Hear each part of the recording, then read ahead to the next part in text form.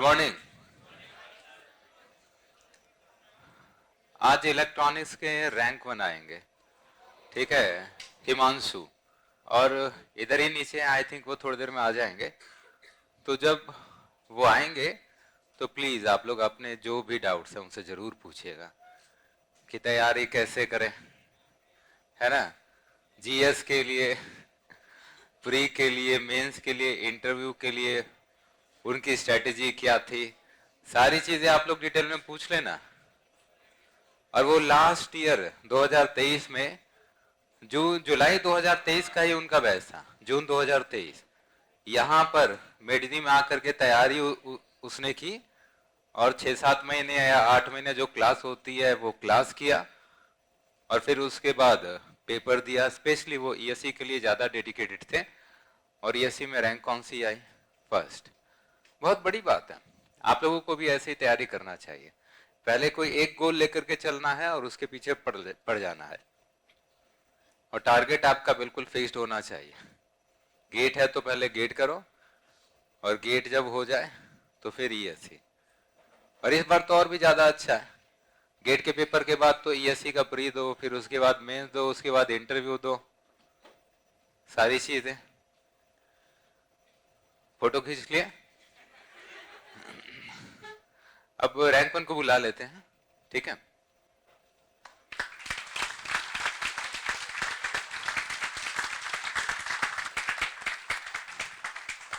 अरे खुश रहो, खुश रहो।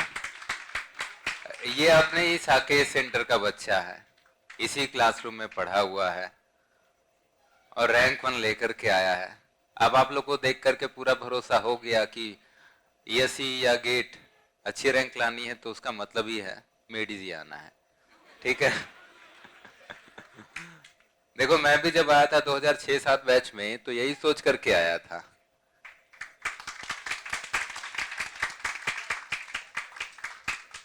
ठीक है,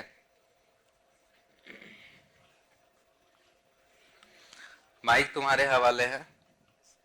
इन सबको सीरियस बनाओ, थोड़ा पढ़ाई लिखाई में थोड़ा सीरियस हो जाए, है ना। नहीं तो क्या करते हो तो वो तो सबको मालूम है, ठीक है। ठीक है, तो सभी को मेरा नमस्कार। कैसे हैं आप सब? So first of all thanks to made easy team and all the faculties and special thanks to B Singh sir जिन्होंने ये अपॉर्चुनिटी दी मुझे। सो पिछले साल जैसा कि सर ने बताया जुलाई से मैंने इस बैच को ज्वाइन किया था और जुलाई वाले मतलब काफ़ी ज़्यादा लेट बैच होता है तो सब लोग बहुत ज़्यादा डराते हैं और वो सही भी डराते हैं क्योंकि दिसंबर तक आते आते सुबह 8 से लेकर शाम के 8 बजे तक क्लास चलती है। तो अभी शायद अगर ईएससी वाले जो कर भी रहे होंगे तो शाम तक बैठते हैं तो 6, 7, 8 बज जाता है, बहुत ज़्यादा हालत ख़राब हो जाती है। तो मैं भी उसी बैच में था। सबसे पहले तो अराउंड ईएससी में 2024 की बात करूंगा।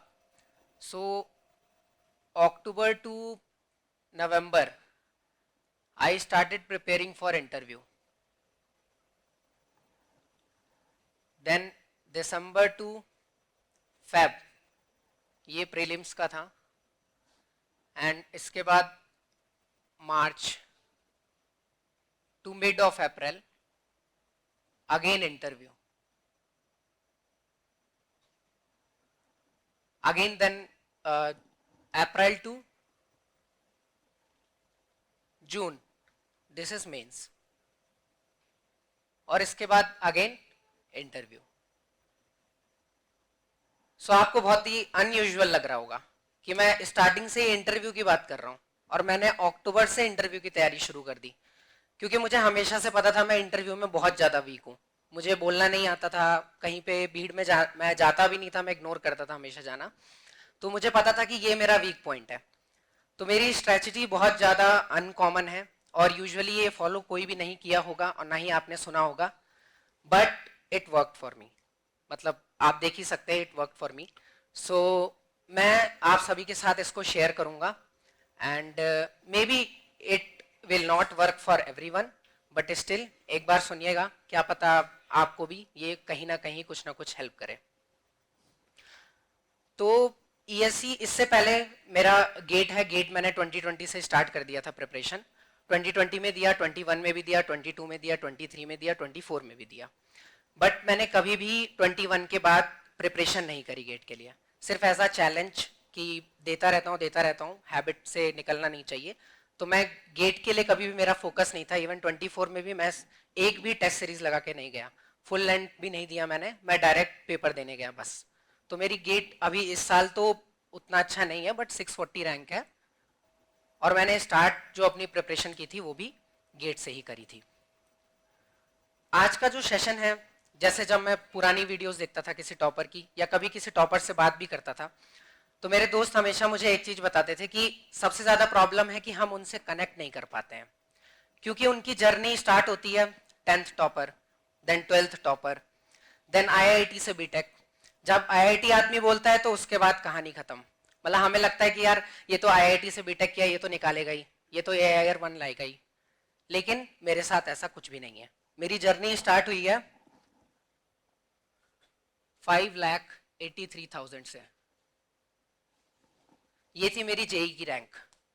और जब ये रैंक आई थी मुझे लगा मैंने कुछ बहुत कमाल कर दिया है, क्योंकि मुझे इससे गवर्नमेंट कॉलेज मिल गया था। उस टाइम पे घर पे भी सब लोग बहुत ज्यादा खुश थे। लेकिन जो कॉलेज मिला था वो जाके पता चला कि वो कॉलेज है कि क्या है। तो अब थोड़ा सा कॉलेज के बारे में बताऊंगा। मेरे कॉलेज का नाम है एसआईटी पिथौरागढ़। अभी ये चेंज हो गया है, और मेरे कॉलेज का अभी लेटेस्ट नाम है नन्ही परी सीमांत इंस्टीट्यूट ऑफ टेक्नोलॉजी, जो कि मैं कभी भी कहीं नहीं बताता हूं। अब थोड़ा बहुत कॉलेज के बारे में जानिए, क्योंकि ऐसा कॉलेज आपने आज तक कहीं नहीं सुना होगा। तो विकलांग भवन होता है जो वहां पे, उसका टेम्पररी कैंपस बना था। तो आप सोच लीजिए उसका इंफ्रास्ट्रक्चर कैसा होगा। टीन के डब्बा था, एक टीन का डब्बा, उसके अंदर क्लास होती थी सारी की सारी। मेरी क्लास में टोटल स्ट्रेंथ थी 15 बच्चों की, इलेक्ट्रॉनिक्स एंड कम्युनिकेशन ब्रांच। मेरे जूनियर में 7 बच्चे, उनके जूनियर में 2 बच्चे, और उनके जूनियर में आई थिंक 1 बच्चा। तो टोटल इलेक्ट्रॉनिक्स एंड कम्युनिकेशन की स्ट्रेंथ थी पूरे कॉलेज में 25-30 बच्चे थे बस। जो बाथरूम था वहां पे पानी नहीं आता था, वहां पे पीने के लिए भी पानी नहीं था। और नॉर्मली हम लोग भी, क्योंकि पहाड़ी इलाका है, तो 2-3 किलोमीटर नीचे जाते थे, पानी भर के लाते थे। उसमें भी मैं इतना आलसी था कि आधे आधे लीटर की भी बोतलें जितनी मिलती थी सब भर के लाता था, कि जितना ज्यादा चल जाए उतना बढ़िया है, 2-2, 3-3 दिन जितना भी चल जाए उतना बढ़िया है। तो खैर ये तो काफी ज्यादा नेगेटिव चीजें हो गई मेरे कॉलेज के बारे में। बट इसी कॉलेज में मुझे सबसे बेस्ट टीचर्स भी मिले, जिन्होंने मुझे सपोर्ट किया, और मेरी जर्नी भी यहीं से स्टार्ट हुई। तो सबसे पहले तृप्ति मैम और गुरुराज सर, जिन्होंने मुझे इस जर्नी में सपोर्ट किया। मैं गुरुराज सर के बारे में भी थोड़ा सा बताना चाहूंगा। देखिए ये जर्नी आपको बताना बहुत ज्यादा जरूरी है, क्योंकि हो सकता है आप लोग भी उससे कनेक्ट करो, और उससे फिर आप भी कुछ इंस्पायर हो, और आपको भी लगे कि हाँ मतलब हम भी कुछ कर सकते हैं। क्योंकि आप देख सकते हैं कि मैंने कहाँ से स्टार्ट किया है, बिल्कुल जीरो से स्टार्ट किया है। तो गुरुराज सर आंध्र प्रदेश से आते हैं, और वो स्टेट टॉपर थे। उसके बाद उन्होंने अपना बीटेक किया अन्ना यूनिवर्सिटी से, एंड उसके बाद ट्रिपल आईटी इलाहाबाद से उन्होंने एमटेक किया। उसके बाद वो कहीं दूर एकदम मैप में ढूंढ के एकदम कोने के कॉलेज में आ गए, Pithoragarh. Pithoragarh by the way 40 kilometres away from Nepal. तो उन्होंने सोचा एक इंटरनेशनल ट्रिप भी हो जाएगी वहां पे। तो ये सब सोच के वो वहां पे आ गए। जब वहां पे आए तो कोई भी, अगर आप लोगों में से भी कोई भी अगर आईआईटी से होगा, एनआईटी से होगा, तो आपको पता है वहां पे हमेशा इवेंट्स होते रहते हैं, बहुत सारे इवेंट्स होते हैं, आप कभी नॉर्मल बैठ नहीं सकते हो। लेकिन सर जब वहां पे आए तो कुछ नहीं होता था, ना ही एक ड्राइंग कंपटीशन भी नहीं होता था हमारे कॉलेज में। स्पोर्ट्स मीट हमें नहीं पता थी क्या होती है, टेक फेस्ट हमें नहीं पता था क्या होता है, कोई भी इवेंट नहीं होता था। तो सर को देख के वहां भाई बुरा लगा कि ये कैसी सिचुएशन है कॉलेज की, ये तो कॉलेज है ही नहीं। फिर हम लोगों को पहले तो समझाना शुरू किया कि बेटा कॉलेज ऐसा होता है, कॉलेज में ये होता है वो होता है। तो हम लोग थोड़ा बहुत इवेंट्स भी स्टार्ट किया सबने मिलके। तो उनको बस यही था कि स्टार्टिंग से कि यहाँ पे कुछ ना कुछ करना है, कुछ बच्चों को चेंज करना है। और हम लोग भी ऐसे थे कि उन्हें पकड़ के बैठ गए, क्योंकि कोई ट्रिपल आईटी से आया हमारे लिए बहुत बड़ी बात थी, पहली बार देख रहे थे कि कोई आईआईटी का या ट्रिपल आईटी का कैसा होता है इंसान। तो हम लोग उनके पीछे बढ़ गए कि हमें भी सिखाओ, हमें भी सिखाओ। तो यहाँ से स्टार्ट हुई हमारी जर्नी, जो कि थी गेट। गेट 2020। अब गेट 2020 से ही मैं आपको साथ में स्ट्रैटेजी भी बताऊंगा कि हमारी क्या स्ट्रैटेजी थी, क्योंकि गेट की स्ट्रैटेजी और ईएससी की स्ट्रैटेजी जो प्रीलिम्स के लिए हमने फॉलो करी थी, इवन मेंस के लिए भी, उसमें काफी सारी चीजें कॉमन थी, कोई भी चीज मैंने चेंज नहीं करी स्टार्टिंग से। बस एक सीरियसनेस जो होता है वो टाइम के साथ चेंज हुआ। तो सबसे पहले तो मैं बहुत ही बेसिक से बात करूंगा कि कैसे स्टार्ट करना है। सबसे पहले बहुत बेसिक, मतलब कि A4 साइज पेपर। तो मैं कभी भी रफ काम जो करता हूँ वो रफ कॉपीज में नहीं करता हूँ। खैर अभी यहाँ पे कहीं दिख नहीं रही है, वेरी गुड। जो ब्लैक कलर के पेजेस आते हैं, क्योंकि जब आप प्रैक्टिस कर रहे हो ना तो आपको वो फीलिंग आनी चाहिए कि आप कुछ बढ़िया चीज प्रैक्टिस कर रहे हो। वो फीलिंग जो होती है ना, उससे बहुत मजा आता है। तो मैं A4 साइज के पेजेस लेता था और उनमें प्रैक्टिस करता था। नॉर्मल जैसे ये A4 साइज पेज है, इसको बीच में से फोल्ड करता था ऐसे करके, और उसके बाद यहां से प्रैक्टिस स्टार्ट करनी है। यहां से प्रैक्टिस स्टार्ट करनी है और यहां तक करनी है। जितना छोटा छोटा हो सके मैं लिखता रहता था। इसका एक और बेनिफिट है, जब आप गेट में प्रैक्टिस करते हो, गेट में भी आपको एक छोटी कॉपी मिलती है, कम स्पेस मिलती है, तो हमेशा कम स्पेस में ज्यादा यूटिलाइज करना सीख लो। तो स्टार्टिंग से ही मैं कम ही स्पेस में करता था। इवन ईएससी में भी आपको कम स्पेस मिलेगी, तो स्टार्टिंग से ही प्रैक्टिस हो जाएगी आपकी।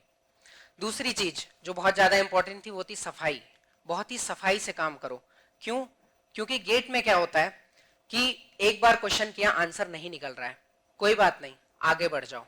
लेकिन जब वापस आओ, अगर तुमने घिचपिच कर रखी है उसमें, तो पता ही नहीं चलेगा कि क्या लिखा था, और फिर तुम दोबारा सॉल्व करना शुरू करोगे, उससे टाइम वेस्ट हो जाएगा। मैं ऐसा कभी नहीं करता था। मैं वापस क्वेश्चन पे जाता था और अगेन वहां पे पहले देखता था कि मैंने कोई गलती तो नहीं करी, क्योंकि उस वक्त प्रेशर रहता है बहुत ज्यादा। तो दोबारा करोगे, 3 बार करोगे, उसमें टाइम वेस्ट होगा। इसलिए अभी से ही अगर आप रफ काम भी कर रहे हो तो उसे बहुत ज्यादा सफाई से करना है। तो गुरु सर ने प्रैक्टिस, राइटिंग प्रैक्टिस भी मुझे स्टार्टिंग से कराई थी। राइटिंग प्रैक्टिस में कुछ नहीं होता है, हमेशा शब्दों को तोड़ के लिखो, कर्सिव में मत लिखो। कभी भी कर्सिव राइटिंग कोई लिखेगा समझ में नहीं आती है किसी को, कहते हैं ये क्या तुमने कर रखा है, मतलब कि जलेबी जैसा बना रखा है, कुछ समझ में नहीं आ रहा है। ऐसा इसीलिए होता है। आप शब्द कुछ नहीं करना है, बस शब्दों को तोड़ के लिखना है। तो मैंने राइटिंग, इवन बीटेक के बाद मैंने राइटिंग एक एक एस्से लिखना स्टार्ट किया और अपनी राइटिंग सुधारी, क्योंकि अगेन मेंस में राइटिंग का भी रोल होता है काफी ज्यादा इंपॉर्टेंट। तो पहले तो यही हो गया कि A4 साइज पेपर में प्रॉपरली लिखना सीखो, एक अच्छी पेन लो, अच्छे से लिखना की प्रैक्टिस करो। इवन गेट में भी हेल्प करेगा और ईएससी में तो करेगा ही करेगा। तो पहली चीज तो ये हो गई। अब दूसरा आता है कि आप अपने टाइम को डिवाइड करो। जैसे कि अभी 2 महीने बचे हैं, सबसे पहले गेट की जैसे कि बात कर रहा हूँ, तो किसी भी पेपर की मैं प्रिपरेशन करता हूँ तो हमेशा टाइम को डिवाइड करता हूँ सबसे पहले। तो हमारा 180 मिनट्स मिलता है इसमें। Let us take approximately 10 subjects हैं। मुझे पता है मैथ्स 15 और एप्टी 15 है, बट लेट अस से कि वो 10-10 मार्क्स के हैं। इसका मतलब 18 मिनट्स मुझे मिलेगा एक सब्जेक्ट को करने का। तो अब मेरी स्ट्रैटेजी उस हिसाब से होनी चाहिए। दूसरी चीज, कभी भी सब्जेक्ट वाइज नहीं लगाना है। अब ये भी आपको बहुत ज्यादा अनकॉमन लग रहा होगा, क्योंकि सब्जेक्ट वाइज तो स्टार्टिंग से ही सब लोग लगाना शुरू कर देते हैं। आपको लगाना है gate PYQ।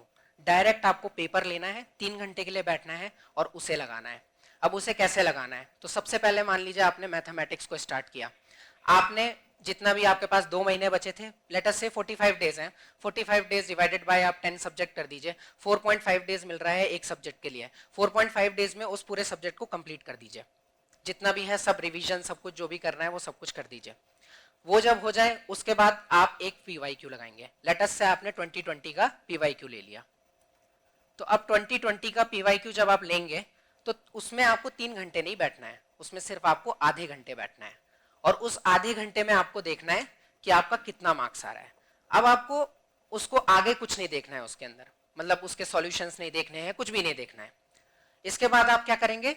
Next 4.5 days start हो गया, सेकंड सब्जेक्ट को पकड़ेंगे और उसको सॉल्व करना स्टार्ट करेंगे। उसकी जितनी भी प्रैक्टिस करनी है वो सब करेंगे। जब आप वो कर लेंगे, अगेन आप 2019 का पेपर उठा लीजिए। अब इस बार दीजिए, इस बार आधे घंटे से टाइम बढ़ा दीजिए, लेट अस से 45 मिनट्स आप बैठ गए। अगेन देखिए आपके उसमें कितने मार्क्स आए। फिर सॉल्यूशन नहीं देखना है, देखेंगे आपके मार्क्स बढ़ जाएंगे। मैंने जब ऐसे स्टार्ट किया था तो सबसे पहले गेट में मेरे -2 मार्क्स आए थे।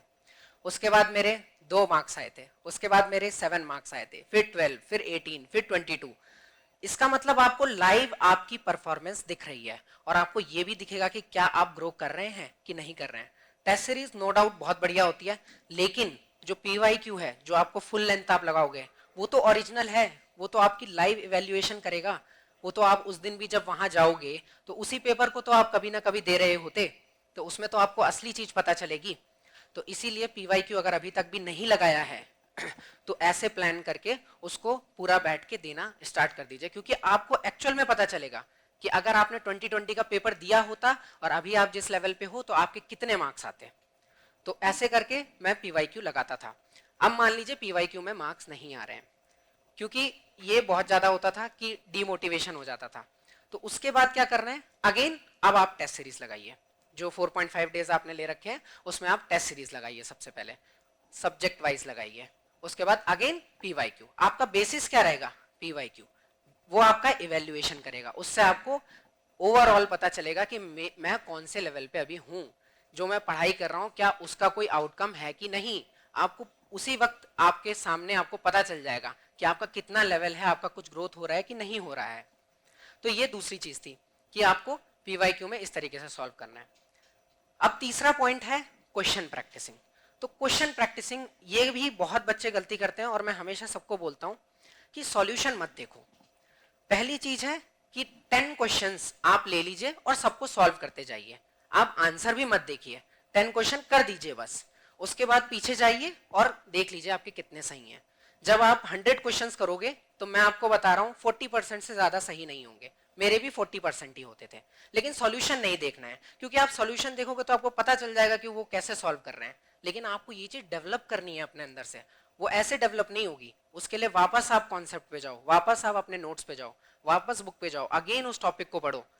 क्योंकि अगर आपने सॉल्यूशन देख लिया तो आपको पता चल जाएगा उसे सॉल्व कैसे करना है। वो आपके अंदर से आना चाहिए और ये बहुत ज्यादा स्ट्रगलिंग पार्ट होता है, क्योंकि हमें चाहिए इंस्टेंट एकदम रिलीफ मिल जाए कि जाते ही बस सॉल्यूशन देख लें और बस। तो हमेशा क्या करना है, अगेन उसमें कॉन्सेप्ट को पढ़ना है। इस तरीके से आप 3 बार जब सॉल्व करेंगे पूरी एक प्रैक्टिस बुक को, तो आपको पता चलेगा कि अराउंड 80% आपके सॉल्व हो चुके हैं। जो 20% बचते हैं उनकी आप एक अलग से कॉपी बना लीजिए और उसमें आप फिर क्वेश्चन और सॉल्यूशन लिख के एक अलग से उसमें लिख सकते हैं, क्योंकि वो 20% क्वेश्चन ऐसे हैं जो आपसे नहीं हो पा रहे हैं और चैलेंजिंग हैं, और हो सकता है कि गेट में भी वही वाले क्वेश्चन आप ना कर पाए। तो उनको फिर आप एक अलग से कॉपी बना के मेंटेन करते रहिए। तो ये प्रैक्टिस कॉपी आपको अलग से रखनी पड़ेगी कि ये क्वेश्चंस हैं जो मुझे समझ में नहीं आ रहे हैं। तो ये हो गया कि क्वेश्चन सॉल्व कैसे करने हैं। तो अब वापस से स्टोरी पे आते हैं। मैं आज ऐसे ही चलूंगा कि स्टोरी देन अगेन प्रिपरेशन कैसे क्या है, कौन सा सब्जेक्ट कैसे है। तो वापस स्टोरी में आते हैं। तो उस टाइम पे जब मैंने प्रिपरेशन स्टार्ट करी तो मेरा ऐसा लेवल था कि मैं cos x is equals to cosec x अगर लिखा है तो cos और cos को कैंसिल कर दूं, ऐसा लेवल था मेरा। मुझे कुछ भी नहीं पता था, मैथमेटिक्स नहीं पता, इंटीग्रेशन का मतलब क्या होता है। बीटेक की बात कर रहा हूँ, 3rd ईयर की बात कर रहा हूँ, बिल्कुल बेसिक जीरो। डिफरेंशिएशन का मतलब क्या होता है, इलेक्ट्रॉनिक्स का मतलब क्या होता है, कम्युनिकेशन का मतलब क्या होता है, ये सब कुछ नहीं पता। अगर कोई मुझे टीचर घेर ले तो फिर घेर ही लेगा वो, क्योंकि बिल्कुल एकदम zero, I was zero at that time. तो वहां से स्टार्ट किया। सर को ऑब्वियसली बहुत ज्यादा मेहनत करनी पड़ी, ऐसे बेवकूफी भरे क्वेश्चंस का जवाब भी देना पड़े कि ऐसा क्यों नहीं होता है। और उसके बाद फ्रॉम 9 to 5 वो अपनी टीचिंग का काम करते थे, एंड देन इवनिंग में 5 to 10 हम लोगों को पढ़ाते थे। तो इस तरीके से हमारी प्रिपरेशन चल के आगे बढ़ती रही। अक्टूबर का टाइम था, अभी मैं 2020 की ही बात कर रहा हूँ, तो 2019 की बात हो गई। अक्टूबर में एक दिन सर ने हमें कैबिन पे बुलाया और बोला कि मतलब उन्होंने बहुत कुछ देख लिया था अपने सामने कि कॉलेज में कैसा होता है क्या होता है। तो उन्होंने हमें समझाया कि देखो आगे जाके गेट ही करके नहीं रुकना है। बेसिकली हमारा मोटिव क्या था, गेट करने का क्या मोटिव था, हमारा मोटिव कभी भी ये नहीं था कि हमें जॉब चाहिए। हमें ये जॉब मोटिव सिंपल सा ये था कि हमें कॉलेज देखना है कि होता कैसा है, बस यही मोटिव था। कॉलेज में देखना, कॉलेज लाइफ के हॉस्टल क्या होता है ये देखना था मुझे बस। तो हमारा स्टार्टिंग से ही यही मोटिव था। लेकिन सर ने हमें बोला कि इसके आगे बढ़ना है, अगर कुछ सोसाइटी के लिए करना है तो आगे बढ़ना है, कुछ एक अच्छे लेवल पे जाना है। और चलो ये ज्ञान की बात है, अगर साइड भी कर दो तो सिंपल सर कहते थे कि अभी तुम जिस फैमिली से आते हो, लाइक मैं जिस विलेज से आता हूँ, अभी शायद मेरी पूरी फैमिली में भी कोई ऑफिसर की ग्रेड पे नहीं है, तो वो कहते हैं कि अपने उसको अपलिफ्ट करना है, अपनी फैमिली को अपलिफ्ट करना है, ये अल्टीमेट गोल था हमारा। और अभी वाकई में भी मुझे जो भी मिलता है वो यही कहता है कि बेटा तुमने तो अपना पूरा सर्किट ही बदल दिया, तुमने तो अपना सर्किट ही चेंज कर दिया, तुम्हारे यहाँ से तो अब अलग ही चेंज हो जाएगा, मतलब ओवरऑल स्पीकिंग। तो उसके बाद हमने, तो वही है मोटिव, वहां से उस दिन रूम पे कैबिन पे हमें लगा कि हाँ इंजीनियरिंग सर्विसेज करनी है। बहुत लोग बात करते हैं कि ये अलाउंस मिलेगा, गाड़ी मिलेगी, ऐसा होगा वैसा होगा, मुझे कुछ नहीं पता, ना ही मैंने आज तक सर्च किया कि कितनी इन हैंड सैलरी है, क्या फैसिलिटीज मिलती हैं, मुझे चाहिए ही नहीं। ऐसे लेवल पे हूं जहां पे अगर वहां पहुंच जाऊं यही बहुत बड़ी बात है। तो मेरे लिए स्टार्टिंग से सिंपल था कि इंजीनियरिंग सर्विसेज में जाना है और अपनी फैमिली को अपलिफ्ट करना है, दैट्स इट। यही मेरा मोटिव था स्टार्टिंग टू एंड, और यही मैं हमेशा हमेशा सोचता रहता था। तो वहां पे फाइनल हो गया कि हाँ इंजीनियरिंग सर्विसेज करना है, लेकिन प्रिपरेशन स्टार्ट नहीं करी, गेट पे फोकस किया। गेट पे फोकस किया, उस टाइम पे सिर्फ ये पीवाईक्यू वाली टेक्निक मैंने फॉलो करी थी, ज्यादा कोई भी मटेरियल नहीं था, कुछ भी नहीं था, सर जितना पढ़ाते थे बेसिक से वहीं करके किया। फिर रिजल्ट आता है 2020 एंड ऑब्वियसली उसमें मेरा क्वालिफाई भी नहीं हुआ, एक नंबर कम ही आया। लेकिन कॉमेडी की बात यह है कि मैंने घर पे बोला कि मेरा क्वालिफाई हो चुका है। अब ऐसा मैंने क्यों किया, क्योंकि मेरे पेरेंट्स गांव से आते हैं और उनको ऑब्वियसली उनको समझाना बहुत ज्यादा इंपॉर्टेंट है, क्योंकि अगर आपने पेरेंट्स को अपनी पार्टी में कर लिया ना तो आपको कोई भी दिक्कत नहीं होगी। तो मेरा स्टार्टिंग से ये भी एक मोटो था कि अपने पेरेंट्स को भी साथ में लेके चलना है, उनको भी समझाना है, लेकिन आप बिना रिजल्ट दिखाए नहीं समझा सकते हो। तो मैंने बोला मम्मी मैं क्वालिफाई हो चुका हूँ, एक ही नंबर से क्वालिफाई हुआ हूँ, बल्कि एक नंबर से क्वालिफाई नहीं हुआ था, एंड उस टाइम पे आई थिंक 13,000 रैंक थी मेरी।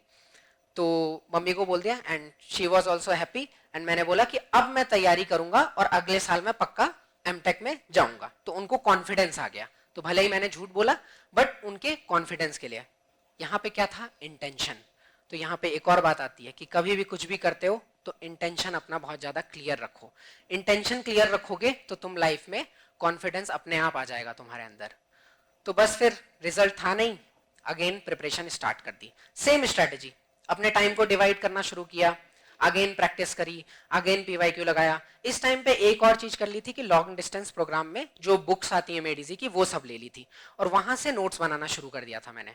डाउट में अपने सर के साथ सॉल्व करता था, उनसे पूछता था, डेली सेशन होता था हमारा, एंड सॉल्व में क्वेश्चन जो जो भी लिखना है, नोट्स बनाना है, वो खुद से ही करता था। इसके बाद मिड की बात है, अगेन अक्टूबर में पता नहीं क्या क्या होता है, तो अक्टूबर में अगेन मैं हार चुका था, मुझे बिल्कुल कुछ समझ में नहीं आ रहा था। आप लोग, ये बात भी इसीलिए बता रहा हूं क्योंकि आपके साथ भी ऐसा होता होगा। मेरे साथ लिटरली ये हुआ था कि मैंने सर से बोला था कि सर आप फालतू में मेरे पे ट्रस्ट कर रहे हो, मेरे को कुछ नहीं आता है, मैं लाइफ में कुछ नहीं कर सकता हूं, मैं आपको लिख के दे देता हूं कि मेरा रिजल्ट नहीं निकलेगा, मैं गेट क्वालिफाई भी नहीं कर सकता हूं। मैं लिटरली ये बोल के आया था। सर ने बोला, अब सर भी सोचे कि ये अब इसमें क्या बोलूं मैं, तो सर ने बोला कीप डूइंग, प्रैक्टिस करते रहो बस। मैंने इवन ये तक बोल दिया कि सर अगर मेरा सिलेक्शन नहीं होगा तो वो आप ही की गलती की वजह से नहीं होगा, क्योंकि आप, मैं पहले ही बोल रहा हूँ कि मेरा नहीं निकलेगा, फिर भी आप लगे हुए हैं मेरे पीछे। तो लेकिन बस वहीं पे बंद हो गई थी बात, and then directly coming to 2021। और उस टाइम कहते हैं कि बहुत ज्यादा टफ पेपर आया था, बट मैंने मेड इजी की टेस्ट सीरीज, मैं मतलब उस वक्त लकी मानता हूँ खुद को, क्योंकि मैं मेड इजी की टेस्ट सीरीज नहीं सीरियसली लगाता था, उस टाइम पे लगाई मैंने और फुल लेंथ लगा के गया था, और बहुत ज्यादा टफ होती थी टेस्ट सीरीज, और उसमें भी मेरे अराउंड 30 to 35 मार्क्स आते थे, ओरिजिनली भी उतने ही मार्क्स आए, एंड उस साल मेरी 3500 रैंक थी। तो उस टाइम मेरा पहली बार क्वालिफाई हुआ था, एंड भले ही ये रैंक आप लोगों को बहुत कम लगती हो, लेकिन मेरे लिए बहुत ज्यादा थी, because again I come from here, from 5,83,000। तो मेरे लिए वो बहुत बड़ी बात थी। और हाँ, ये कोई डायरेक्ट कंपैरिजन नहीं है, ऑब्वियसली यहाँ पे बहुत सारे बच्चे हैं, बट स्टिल बोलने के लिए अच्छा लगता है। तो उसके बाद 2021 में मेरी प्रिपरेशन अगेन से, मैं अक्टूबर के बाद हो गया, सब कुछ हो गया, फिर मैंने एमटेक के लिए अप्लाई किया। तो अब आती है बात एमटेक की, यहाँ पे बहुत सारे बच्चों को उसकी भी कंफ्यूजन होगी। एमटेक कभी भी डिग्री के लिए मत करो, ठीक है, डिग्री के लिए मत करो, करना है तो मस्ती करो, ठीक है, अच्छे से जाओ, मस्ती करो, एंजॉय करो, लोगों से मिलो, अलग अलग एक्सपीरियंस लो, अगर तुम्हारा कॉलेज बहुत ज्यादा बैकग्राउंड से है तो। अदरवाइज करने की जरूरत नहीं है कि सिर्फ मैं डिग्री के लिए कर रहा हूँ, या कोई फैंसी सी ब्रांच ले ली, लाइक वीएलएसआई ले ली, माइक्रो प्रोसेसर या ऐसा कुछ ले लिया कि हाँ बोलने में अच्छा लगता है, इस चीज के लिए मत करो। मेरी ब्रांच थी नैनो टेक्नोलॉजी, जो कि इलेक्ट्रॉनिक्स से रिलेटेड भी नहीं है। मेरा उसके पीछे इंटरेस्ट था, इसलिए मैंने ली। और अभी तक 10th 12th और इवन बीटेक में भी मेरी परसेंटेज 70 के ही आसपास रहती थी, बट एमटेक में आई गॉट 9.21 CGPA, क्योंकि मेरा इंटरेस्ट था उसमें, मुझे नैनो टेक्नोलॉजी को पढ़ना था, और मैं साथ में अपना ESC का भी प्रिपरेशन करता रहता था, थोड़ा बहुत करता रहता था। तो ऐसे उसमें मत पड़ो, अपना टारगेट सेट है तो कोई दिक्कत नहीं होगी, ठीक है। अब आगे बढ़ने से पहले अगेन मैं अब गेट के सब्जेक्ट्स की बात कर लेता हूँ थोड़ी सी, क्योंकि आगे फिर ESC के और भी सब्जेक्ट जुड़ते जाएंगे ना। आई थिंक यहाँ पे ESC की प्रिपरेशन कितने बच्चे कर रहे हैं? तो काफी कम है, तो उसके बारे में मैं बाद में बात करूंगा। सबसे पहले मैं यहाँ पे इन सब्जेक्ट्स की बात कर लेता हूँ, जो 8 सब्जेक्ट्स हैं। तो नेटवर्क, आप लोग बताइए कौन कौन से सब्जेक्ट हैं? कंट्रोल,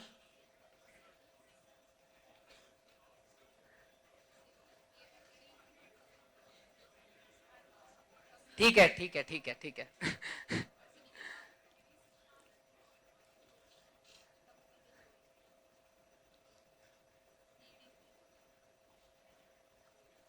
ADC, ये हो गया डिजिटल, EMT, मैथ एंड एप्टी। तो मैथ के लिए तो सिंपल, जैसा कि मैंने बताया मुझे इंटीग्रेशन और वो भी नहीं आता था, तो मैंने स्टार्ट किया 10th 11th 12th की मैथमेटिक्स से। मेरा इतना बेसिक वीक था तो मैंने वहां से स्टार्ट किया। सो ऑब्वियसली वो बात सही कहते थे टीचर्स कि अगर आप अभी पढ़ लोगे तो आगे कभी पढ़ने की जरूरत नहीं पड़ेगी, और मैंने उस टाइम पे नहीं सीरियस लिया था, तो ऑब्वियसली वापस आके मुझे फिर से पढ़ना पड़ा। 11th 12th की मैथ्स लगाई सबसे पहले, बेसिक से स्टार्ट किया। तो वही है कि सिंपल आपको बस अंडरस्टैंडिंग होनी चाहिए। फिर उस एक बार अगर आपने मैथ और एप्टी पे फोकस करके एक बार सॉल्व कर लीजिए बस, उसके बाद हो जाएगा, अंडरस्टैंडिंग आ जाएगी। एप्टी में मैंने सिंपल मेथड है, आज भी मैं प्रैक्टिस नहीं करता हूं कभी भी। मैं एप्टी के लिए क्या करता हूं कि क्वेश्चन जब भी मुझे मिलता है तो मैं सॉल्यूशन अगेन नहीं देखता हूं, और उसको क्वेश्चन को अपने दिमाग पे फीड करता हूं और उसके बारे में सोचता हूं। आपने देखा होगा गेट में अनप्रिडिक्टेबल पैटर्न है, कुछ भी क्वेश्चन आता है, लेकिन वो कुछ भी क्वेश्चन नहीं है, वो आपकी एबिलिटी को चेक करता है कि आप कैसे सोचते हो और आप उसी वक्त कैसे सॉल्व कर सकते हो क्वेश्चन को। तो एप्टी में वही करना है। जैसे ये पाइप एंड सिस्टम के क्वेश्चन आते हैं, कभी भी गेट में अब बहुत कम आते हैं, लेकिन वो क्वेश्चन करना है, क्यों? क्योंकि आपकी लॉजिकल एबिलिटी को डेवलप करेगा वो। और उसको ऐसे नहीं करना है कि फॉर्मूला देख लिया यहां से वो हो रहा है, वो सब नहीं करना है। नॉर्मल अपना कॉमन सेंस यूज करना है। Speed is equal to distance upon time लगाना है, और कैसे करके वो कैसे सॉल्व होगा प्रैक्टिकली। अगर आपके सामने ऐसा हो गया, एक पाइप खुल गया है, पानी निकल रहा है, आप सोचोगे ना उसके बारे में कि कितने टाइम में ये कहां तक पहुंचेगा, कितना लीटर बकेट में भरेगा, कितना क्या होगा, उसके बारे में सोचो। ये सोचना बहुत ज्यादा जरूरी है। वैसे करके आपका डेवलप होगा। वो एक बार डेवलप हो गया, मैं सीरियसली बता रहा हूं, मैंने ESC के लिए भी एप्टीट्यूड की तैयारी नहीं करी, रीजनिंग एप्टीट्यूड की, इवन मैथमेटिक्स की भी नहीं करी, क्योंकि मैंने प्रिपरेशन ही इस तरीके से करी थी कि हमेशा सोच के कि ये कैसे होगा। मैथमेटिक्स को भी प्रैक्टिकली सोच के, हमेशा। जैसे मेरे सर भी कहते थे कि एक्सपोनेंशियल फंक्शन क्या है, e⁻⁻x या e⁻x। Body decay, simple, body decay is exponential function. Body जब डीके होती है तो e⁻⁻x की तरह डीके होती है। तो ऐसे प्रैक्टिकली चीजों को थोड़ा बहुत कंपेयर करके अगर समझोगे, एक बार करना ये एफर्ट, लाइफ में एक बार ये एफर्ट डालो मैथ और एप्टी के लिए, हमेशा के लिए फ्री हो जाओगे, ठीक है। और उस टाइम पे बहुत टफ होता है, लगता है कि अरे बस एक बार सॉल्यूशन देख लेते हैं, काम खत्म हो जाएगा। बट ऐसा मत करो, बैठ जाओ, 1 घंटा बैठ जाओ, कोई बात नहीं। स्टार्टिंग में वो मेहनत आपको कभी ना कभी लाइफ में करनी ही पड़ेगी, उसको आप इग्नोर नहीं कर सकते हो। अब आता हूं बाकी सब्जेक्ट्स पे। तो सब्जेक्ट्स ऑब्वियसली जो बुक्स वगैरह हैं, जो भी यहाँ पे सजेस्ट करी जाती हैं, वही सारी बुक्स मैं भी सॉल्व करता आया हूँ हमेशा से। नेटवर्क्स सिंपल है कि सर्किट में ज्यादा थ्योरम्स के पीछे मत भागो। Source transformation simple, resistance parallel series कैसे सॉल्व होता है, और थेवेनिन थ्योरम। इन 3 चीजों से आप कैसा भी सर्किट में करंट वोल्टेज कैसा भी हो, सब कुछ निकाल सकते हो। तो चीजों को कॉम्प्लिकेटेड नहीं करना है कि बहुत सारे प्रिंसिपल्स याद कर लिए, बहुत कुछ याद कर लिया। अपना एक औजार बना लो कि ये 3 चीजें ही मैं यूज करके पूरा सर्किट सॉल्व कर सकता हूं। तो ये सिंपल नेटवर्क्स का यही सिंपल टूल है, मैं और कुछ नहीं किया मैंने, सिर्फ इतना ही करके पूरी। लेकिन हाँ, बुक्स में फिर क्वेश्चन प्रैक्टिस करी, उन्हीं टूल्स का इस्तेमाल किया कि कैसे उसको अप्लाई किया जाए। उसके बाद आता है कंट्रोल्स, अगेन फॉर्मूला बेस्ड पूरा, उसको उसी तरीके से करिए, जो भी क्लास में हैंड रिटन नोट्स हैं उसकी प्रैक्टिस करिए, सब कुछ सेम रहेगा कि प्रैक्टिस कैसे करनी है। अगेन बुक में आइए, अगर समझ में नहीं आ रहा है तो मेड इजी की बुक खोलिए, उससे टॉपिक पढ़िए अगर समझ में नहीं आ रहा है तो। अगर वहां से भी नहीं हो रहा है तो स्टैंडर्ड बुक में जाइए और सिर्फ उस टॉपिक को पढ़िए कि मुझे ये समझ में नहीं आ रहा है, और उसके 1-2 क्वेश्चन सॉल्व कर लीजिए, that's it. Signals, again signals में बहुत बच्चे कंफ्यूज होते हैं कि समझ में नहीं आता है कि ये क्या है क्या नहीं है, बहुत सारे फॉर्मूले हैं, ये सब है वो सब है। सिंपल, मेरे सर ने मुझे एक चीज बोली थी, सिग्नल्स में जितने भी फॉर्मूले हैं मैंने 5 पेज में लिखे, जितने भी ट्रांसफॉर्मेशन हैं, कैसे लाप्लास फाइंड करना है, फोरियर सीरीज कैसे फाइंड करना है, सबके फॉर्मूले लिखे। सर ने बोला बस रट लो इसे, सिंपल। आपको भी सिंपल बता रहा हूं, अगर 4 दिन लो 5 दिन लो, अच्छे से रट लो, बस पहला यही है स्टेप।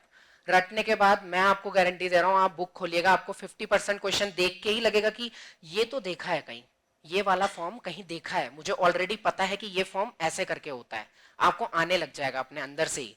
तो सिग्नल एंड सिस्टम, अगर कोई बहुत ज्यादा परेशान है, अगर समझ में नहीं आ रहा है बिल्कुल, तो बस फॉर्मूला याद करो, पूरी बुक में जितने भी हैं सब वो फॉर्मूला याद कर लो, काम हो जाएगा। डिजिटल इलेक्ट्रॉनिक्स अगेन सिंपल है, इसमें किसी को भी प्रॉब्लम नहीं होती है आई थिंक। और डाउट सेशन बाद में करेंगे, अगर कुछ है कंफ्यूजन अलग से है तो वो आखिरी में कर लेंगे।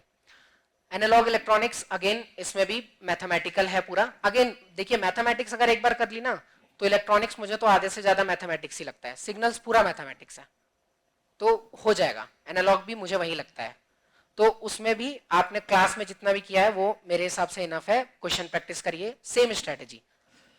Communication again same, Reddy sir ने पढ़ाया था, आप लोगों की हो गई कम्युनिकेशन, हाँ, तो वो मोर देन इनफ है मेरे हिसाब से, बेस्ट है वो। ईडीसी में मैं बताना चाहूंगा कि सर काफी ज्यादा मतलब अच्छा तो पढ़ाते हैं ऑब्वियसली, लेकिन डेप्थ में बताते हैं, और कुछ टॉपिक्स वो और ज्यादा डेप्थ में बताते हैं। लेकिन जो गेट में मैंने ऑब्जर्व किया है कि ईडीसी में कुछ क्वेश्चंस बहुत ज्यादा टफ आते हैं, ये बात सर भी बोलते हैं, और वो क्वेश्चन उस टाइम पे उस अटेम्प्ट में कोई भी सॉल्व नहीं कर पाता है, तो उसके लिए इतना ज्यादा एफर्ट डालने की जरूरत नहीं है, क्योंकि वो किसी से भी सॉल्व नहीं हो रहा है। तो एकदम उन टॉपिक, पहला चैप्टर हो गया सेमीकंडक्टर, उसमें 100% कर लो, दैट्स इट। आगे वाले थोड़े बहुत पढ़ लो, बट एकदम डेप्थ में जो मॉस कैपेसिटेंस और वहां पे वो सब चीजें आती हैं, अगर थोड़ा बहुत छोड़ना भी है तो छोड़ सकते हो, क्योंकि बहुत ज्यादा कॉम्प्लिकेटेड हो जाती है वहां पे चीज। आगे टाइम है तो करना है तो कर लो, लेकिन चांस देखो ना, प्रोबेबिलिटी देखो, उसके आने की बहुत कम प्रोबेबिलिटी है, तो ज्यादा फोकस करो बाकी एरियाज में। Then EMT again Himadri sir, तो हिमाद्री सर के नोट्स मतलब बेस्ट। मैंने ईएमटी कभी भी मुझे समझ में नहीं आई, मैं हमेशा छोड़ता था, बट उन्होंने जिस तरीके से इस टॉपिक को कवर किया है, बहुत सिंपल बनाया है, बहुत सिंपल। अगर आपको अभी भी उसमें कंफ्यूजन हो रही है ना, तो मैं लिटरली बोल रहा हूँ कि आराम से बैठ के एक बार उन नोट्स को पढ़ो, बहुत बढ़िया नोट्स हैं वो, और मैं उनको अभी भी फॉलो अप कर रहा हूँ, बहुत ही मतलब बेस्ट है, ईएमटी बेस्ट है इसमें, क्योंकि ऐसा आपको कहीं नहीं मिलेगा। ईएमटी बहुत टफ सब्जेक्ट है, लेकिन जहां पे जब अभी हो गया ईएमटी भी, हाँ, तो यहाँ पे जब पढ़ा होगा तो वो बहुत सिंपल लगा होगा एकदम, नहीं वो कॉम्प्लिकेटेड लगता ही नहीं है जब यहाँ पे पढ़ा होगा तो ये हो गए हमारे 10 सब्जेक्ट्स। इसके बाद अब मैं ईएससी पे आऊंगा। स्ट्रैटेजी मैंने बता दी कि कैसे मैंने किया था, टाइम डिवाइड किया, आपको जो भी लिखना है वो सब लिखते भी रहना, और आखिरी में डाउट भी होगा तो कुछ पूछ लेना। तो अभी मैं पहुंचा था एमटेक तक। अब एमटेक में बहुत ज्यादा मतलब एंजॉय किया, बढ़िया लोगों से बात करी सबसे, मैं गया ही था कि फन करना है, ऐसा कुछ प्रेशर नहीं था मेरे अंदर कि ईएससी, मतलब दिमाग के पीछे तो था, मेरा टारगेट था कि 26 की एज में मुझे ईएससी निकालना है, और मैं अभी 26 एज का ही हूँ, मेरा टारगेट यही था। और स्टार्टिंग से ही ऐसा नहीं था कि 25 में निकालना है, 24 में निकालना है, नहीं, एंजॉय भी तो करना है। तो एमटेक में एंजॉय करने गया था, मैं चाहता तो कर सकता था, लेकिन बीटेक में लाइफ नहीं थी, लाइफ देखी ही नहीं कैसा होता है क्या होता है, तो पहले से ही माइंड में था कि एंजॉय करना है। तो ऐसे प्रेशर नहीं लिया कि अरे ईएससी मेरी रैंक नहीं निकले, मतलब सिलेक्शन नहीं होगा, क्या होगा, ऐसा कुछ नहीं होता था। अब एमटेक में आता है प्लेसमेंट का टाइम। तो प्लेसमेंट के टाइम पे एनआईटी कर्नाटका से हूं मैं, वहां पे 50 लाख का पैकेज आ रहा, 40 लाख का पैकेज आ रहा, 30 लाख कभी देखा ही नहीं मेरे टाइम पे बीटेक में, 0%। और एक कंपनी आई थी मुझे याद है, वो नेपाल से आई थी, और उसका पैकेज था 1 लाख रुपए, 1 साल का 1 लाख रुपए, 8-9 हजार रुपए पर मंथ वो सैलरी लेके आई थी। तो इस तरीके की कंपनीज देखी थी मैंने, और यहाँ पे मुझे दिख रहा था 50 लाख का पैकेज। पहली बार देखा कि इतना पैकेज भी होता है। तो स्टार्टिंग में क्या हुआ कि मैंने प्रिपरेशन स्टार्ट कर दी, लग गया कोडिंग करने लगा बढ़िया तरीके से एकदम। 1-2 महीने एकदम कोडिंग वोडिंग करके वो गिटहब होता है और गीक्स फॉर गीक होता है, उसमें आईडी वाईडी बनाओ और उसमें क्वेश्चन सॉल्व करो, वो सब करना स्टार्ट कर दिया था। तो वो करके लेकिन क्या हुआ कि वो फील्ड नहीं है ना अपनी। तो कभी भी ऐसे परेशान मत हो अगर प्रोग्रामिंग नहीं हो रही है, ये सब नहीं हो रहा है, नहीं है वो मेरा तो नहीं है पर्सनली। इलेक्ट्रॉनिक्स एंड कम्युनिकेशन का स्टूडेंट हूँ, आनी चाहिए प्रोग्रामिंग, बट मुझे नहीं पसंद है। तो फिर अगेन मैं वापस सर के पास गया, सर से पूछा कि सर मेरा तो कुछ भी नहीं हो रहा है, लग रहा है जॉब भी नहीं मिलेगी। तो फिर उन्होंने सिंपल पूछा तुम करना क्या चाहते हो लाइफ में। मैंने बोला सर करना तो इंजीनियरिंग सर्विसेज ही है। तो कह रहे फिर जॉब के लिए क्यों अप्लाई कर रहे हो, ये सब प्रोग्रामिंग कोडिंग ये सब क्यों कर रहे हो, इसका तो कोई मतलब ही नहीं, आगे कंट्रीब्यूट भी नहीं करेगा तुम्हें, आई मीन इंजीनियरिंग सर्विसेज में। तो मुझे लगा कि हाँ बात सही है। तो मैंने बोला सर इंजीनियरिंग सर्विसेज करना है। तो दैट्स इट, वहां से फिर मैंने छोड़ दिया, उसी वक्त छोड़ा, कोडिंग वोडिंग सब कुछ छोड़ दी। गया अपने प्लेसमेंट कोऑर्डिनेटर के पास और उनको बोला कि भाई I am opting out from placement. तो ऐसा आपको बहुत कम सुनने को मिलेगा, बट मैं प्लेसमेंट में नहीं बैठा। उसके बाद मैंने एक भी कंपनी में नहीं बैठा, क्योंकि मेरे लिए वो पूरी तरीके से डिस्ट्रैक्शन था। लोग कहते थे कि तुम निकाल नहीं पाओगे, बट मैं ऐसे नहीं सोचता था। मैं सिंपल सोचता था कि मैं वहां जाना ही नहीं चाहता हूं, तो मैं क्यों दूं। तो हमेशा ये कॉन्फिडेंस होना चाहिए आपको अपने टारगेट के लिए, कि अगर आपको इंजीनियरिंग सर्विसेज करना है या आपको पीएसयू करना है, जो भी करना है, आपके दिमाग में बिल्कुल क्लियर होना चाहिए कि मुझे तो ये करना है। फिर चाहे कोई कुछ भी बोले, उसको सिंपल, और तुम भी कॉन्फिडेंस से बोला करो कि अरे मुझे तो ये करना है। जब बोलोगे ना तो अपने आप कॉन्फिडेंस आने लगेगा। तो मैं तो सबको बोलता था साफ साफ कि मुझे तो इंजीनियरिंग सर्विसेज करनी है, मुझे तो ऑफिसर बनना है। वहीं से ये चीज आपको खुद ही कॉन्फिडेंस देने लग जाएगी जब आप ऐसा बोलना शुरू करोगे। तो उसके बाद फिर मैं इंजीनियरिंग सर्विसेज की प्रिपरेशन स्टार्ट करी। अपनी थीसिस मैंने 23 जून को प्रेजेंट करी कॉलेज में। 25 को मैंने मेंस दिया। उस टाइम पे कट ऑफ बहुत कम गई थी, तो मेरा प्रीलिम्स निकल गया था। ठीक है, कोई बहुत अच्छे मार्क्स नहीं थे मेरे, 130 मार्क्स आए होंगे and I think 124 cut off थी, तो हो गया था। मैंने मेंस दे दिया उस टाइम पे। 25 जून को मेंस दिया और 26 को मैं दिल्ली में आ गया, और 28 से आई थिंक मेरी यहाँ पे क्लासेस शुरू हो गई। तो उस टाइम पे इतना ज्यादा डिटर्मिनेशन था कि मेरे को बस यहाँ पे आना है और ऑफलाइन क्लासेस स्टार्ट करनी है। तो वहां से फिर शुरू होता है मेरा यहाँ पे ऑफलाइन क्लास का जो जर्नी है, वो यहाँ से इस टाइम से स्टार्ट हो गई थी। अब ऑफलाइन क्लास में आपको एक बहुत इंपॉर्टेंट चीज बताता हूँ कि हमारे बैच में एक लड़का था गोकुलेश गोपा, वो AIR 23 है गेट में, और हम उसी के साथ बैठते थे। तो स्टार्टिंग से ही मैं उसका पोटेंशियल समझ गया था। मैं सबको कहता था भाई ये टॉप 100 तो पक्का आएगा, क्योंकि उसका माइंड बहुत ही बढ़िया था। तो मैं उसके साथ ही बैठ के सॉल्व करने लग गया क्वेश्चन। हमेशा क्वेश्चन पूछता था, भाई ये कैसे होगा, भाई ये कैसे होगा। तो आप लोग भी अभी आपके ही साथ में 100% बता रहा हूं कि कोई ना कोई टॉपर जरूर होगा जो टॉप करने वाला है। उसको पकड़ लो, उसको ढूंढ लो और उसके साथ लग जाओ। ऐसा मत सोचो कि अरे यार ये सोचेगा कि मैं इतना ज्यादा पूछ रहा हूं, ये सब कुछ नहीं सोचना है। अपने अपने बारे में सोचो इस मामले में। पीछे बढ़ जाओ बगल वाले के कि नहीं भाई बता बता, हर टाइम उसको कॉल करो कि भाई ये क्वेश्चन बता दे, भाई ये बता दे, उसके पीछे बढ़ जाओ। तो ये बहुत ज्यादा इंपॉर्टेंट है। ठीक है, तो वो वहां पे यहाँ पे मुझे ये ग्रुप मिल गया था, गूगलेश ग्रुप था, और बाकी भी और बच्चे भी थे, जिनकी वजह से मैं यहाँ पे कॉम्पिटिटिवनेस आ गई।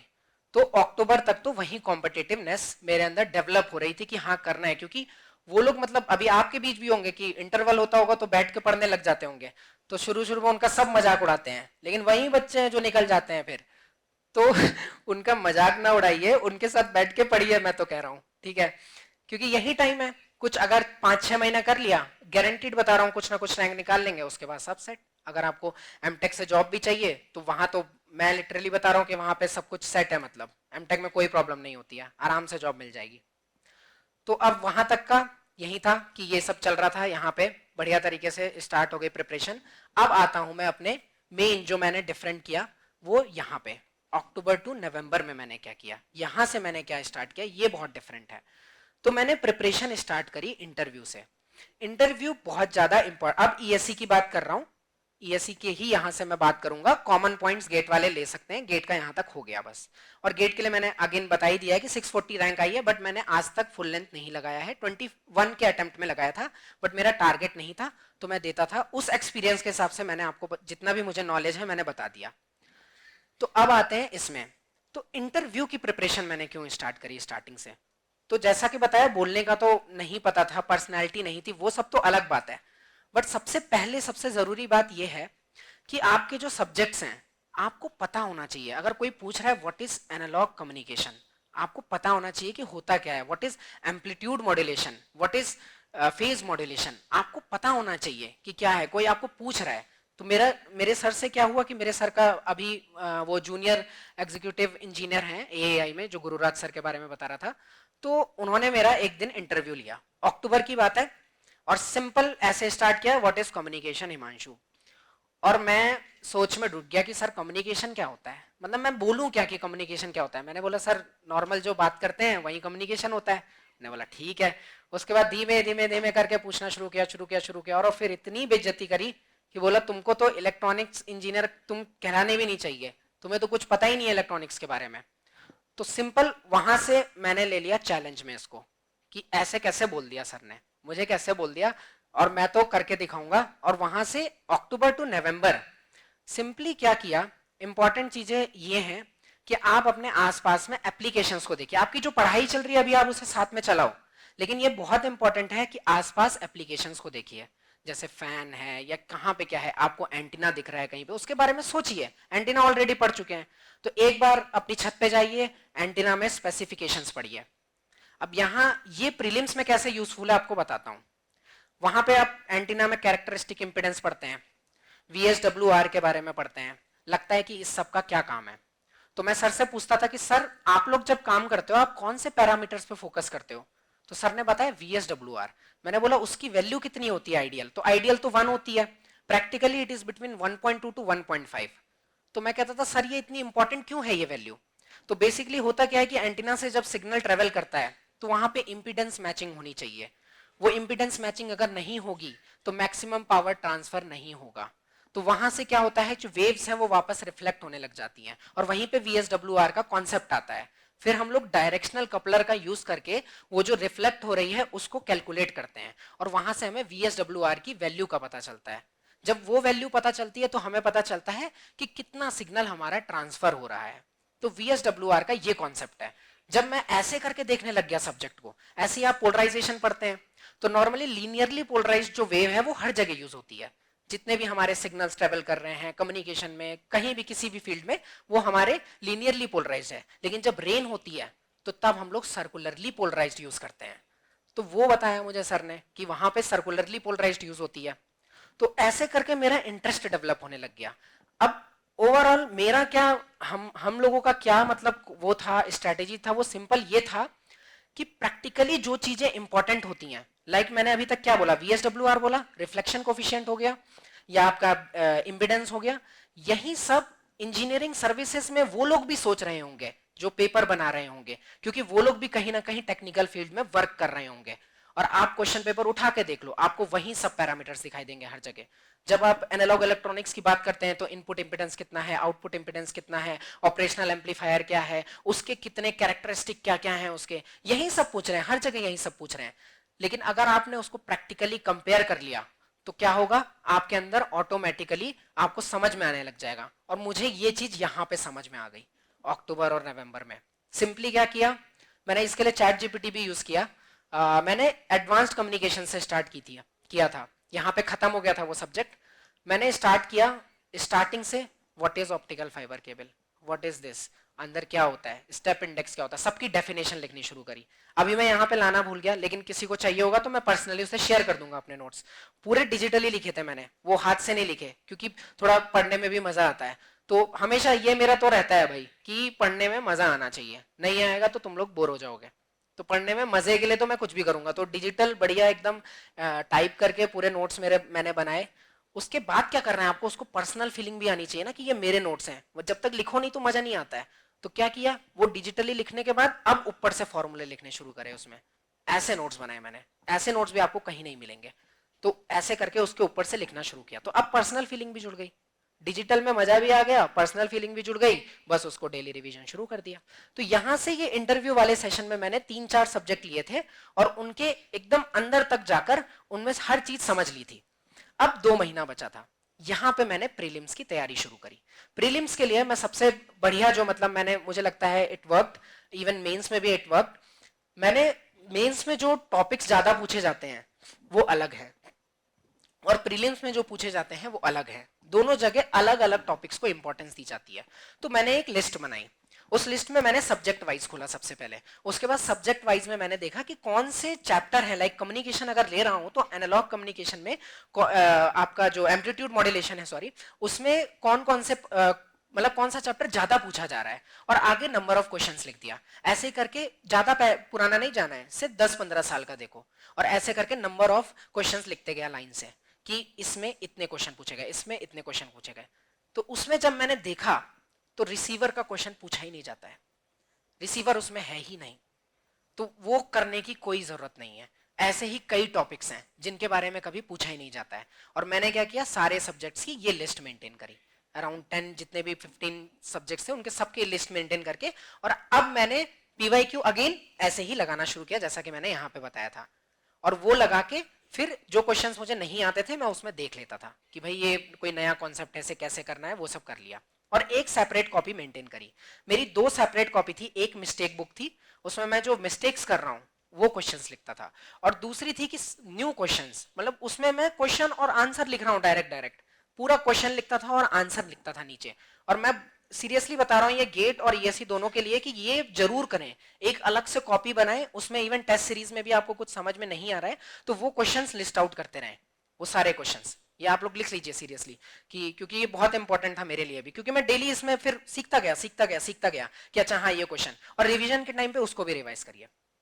तो प्रीलिम्स का यही सिंपल फंडा अपनाया कि जो प्रायोरिटी वाइज है, और आप जो रिवीजन भी करेंगे उनको भी प्रायोरिटी वाइज ही करिए, जो ज्यादा पूछा जाता है उसको सबसे पहले रिवाइज करिए, और जो कम पूछा जाता है उसे आखिरी में उसके पेजेस को रखिए। और जैसा कि मेरे पर्सनल नोट्स हैं मैं वो कॉपीज में नहीं बनाता हूँ क्योंकि वो हैंडी नहीं होते हैं, फिर मैं इसी में बनाता हूँ, A4 साइज में बनाता हूँ, बहुत छोटा छोटा करके लिख देता हूँ, और एल शेप्ड ट्रांसपेरेंट वो आती हैं, उनके अंदर ही उन पेजेस को डाल देता हूँ।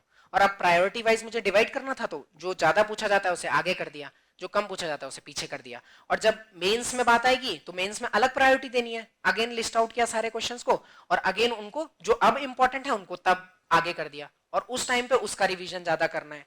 तो ऐसे स्ट्रैटेजी दोनों तरफ चेंज होगी, दोनों टाइम चेंज होगी, मेंस के लिए अलग और प्रीलिम्स के लिए अलग। तो प्रीलिम्स का ऐसे ही करके हो गया।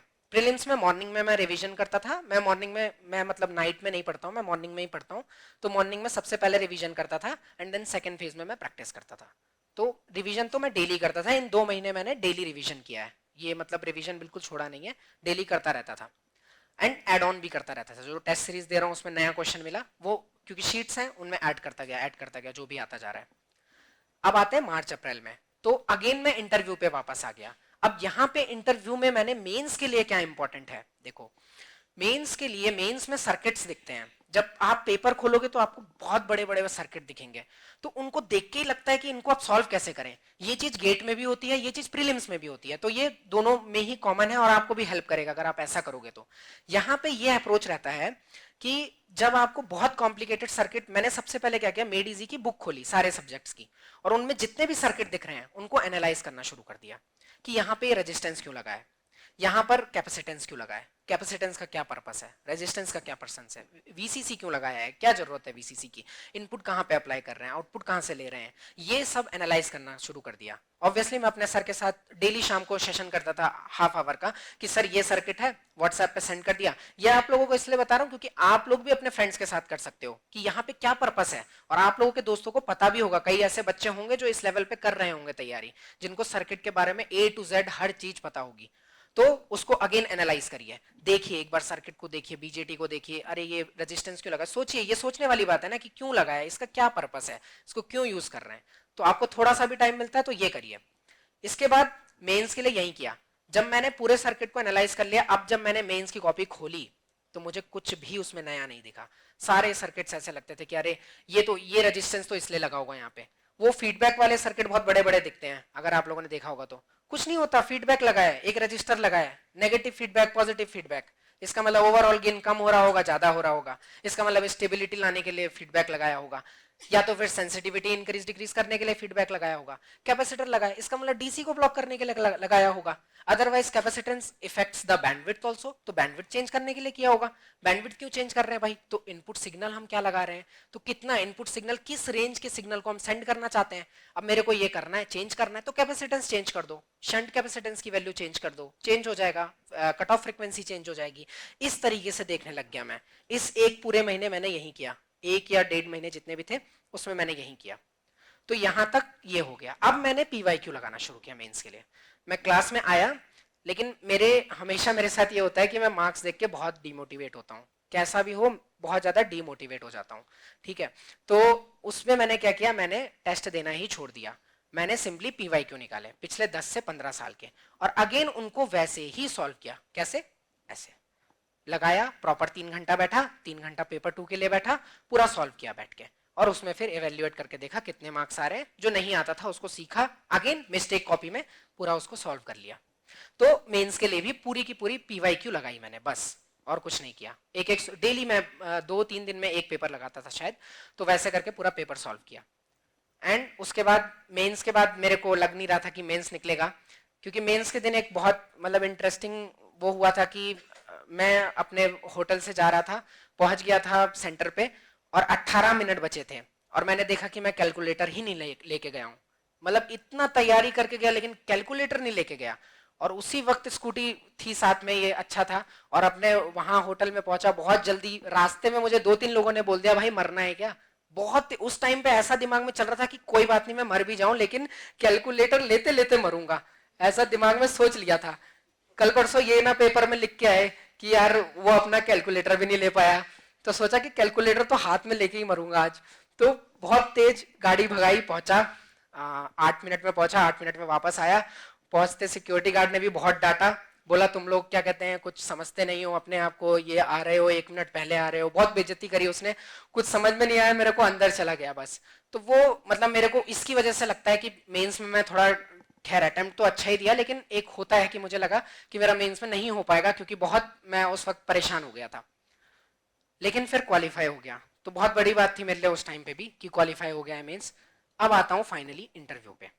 तो अब इंटरव्यू पे प्रिपरेशन करने के लिए सबसे ज्यादा इंपॉर्टेंट मुझे लगता है कि मैं तृप्ति मैम के बारे में जो बताया था, कॉलेज में मिली थी मुझे, वो टीचर्स मेरे साथ अभी तक कनेक्टेड हैं। मतलब हम लोग डेली सेशन करते रहते हैं, जो भी हम पढ़ रहे हैं नहीं पढ़ रहे हैं वो हमेशा मैं उनसे शेयर करता रहता हूँ। ऐसा क्यों बता रहा हूँ, क्योंकि आप लोग भी करो, हेल्प लेना बहुत इंपॉर्टेंट है। अपने फ्रेंड से हेल्प लो, किसी से भी लो। मैं अपनी मम्मी को तक बताता हूँ, वो कुछ समझती नहीं है बट वो बोलता रहता हूँ बोलता रहता हूँ कि मम्मी ये ऐसे होता है, ये ऐसे होता है। उनको कुछ समझ में नहीं आता है बट बोलता हूँ, क्योंकि ये बहुत इंपॉर्टेंट है कि आप लोग शेयर करो साथ वालों के साथ।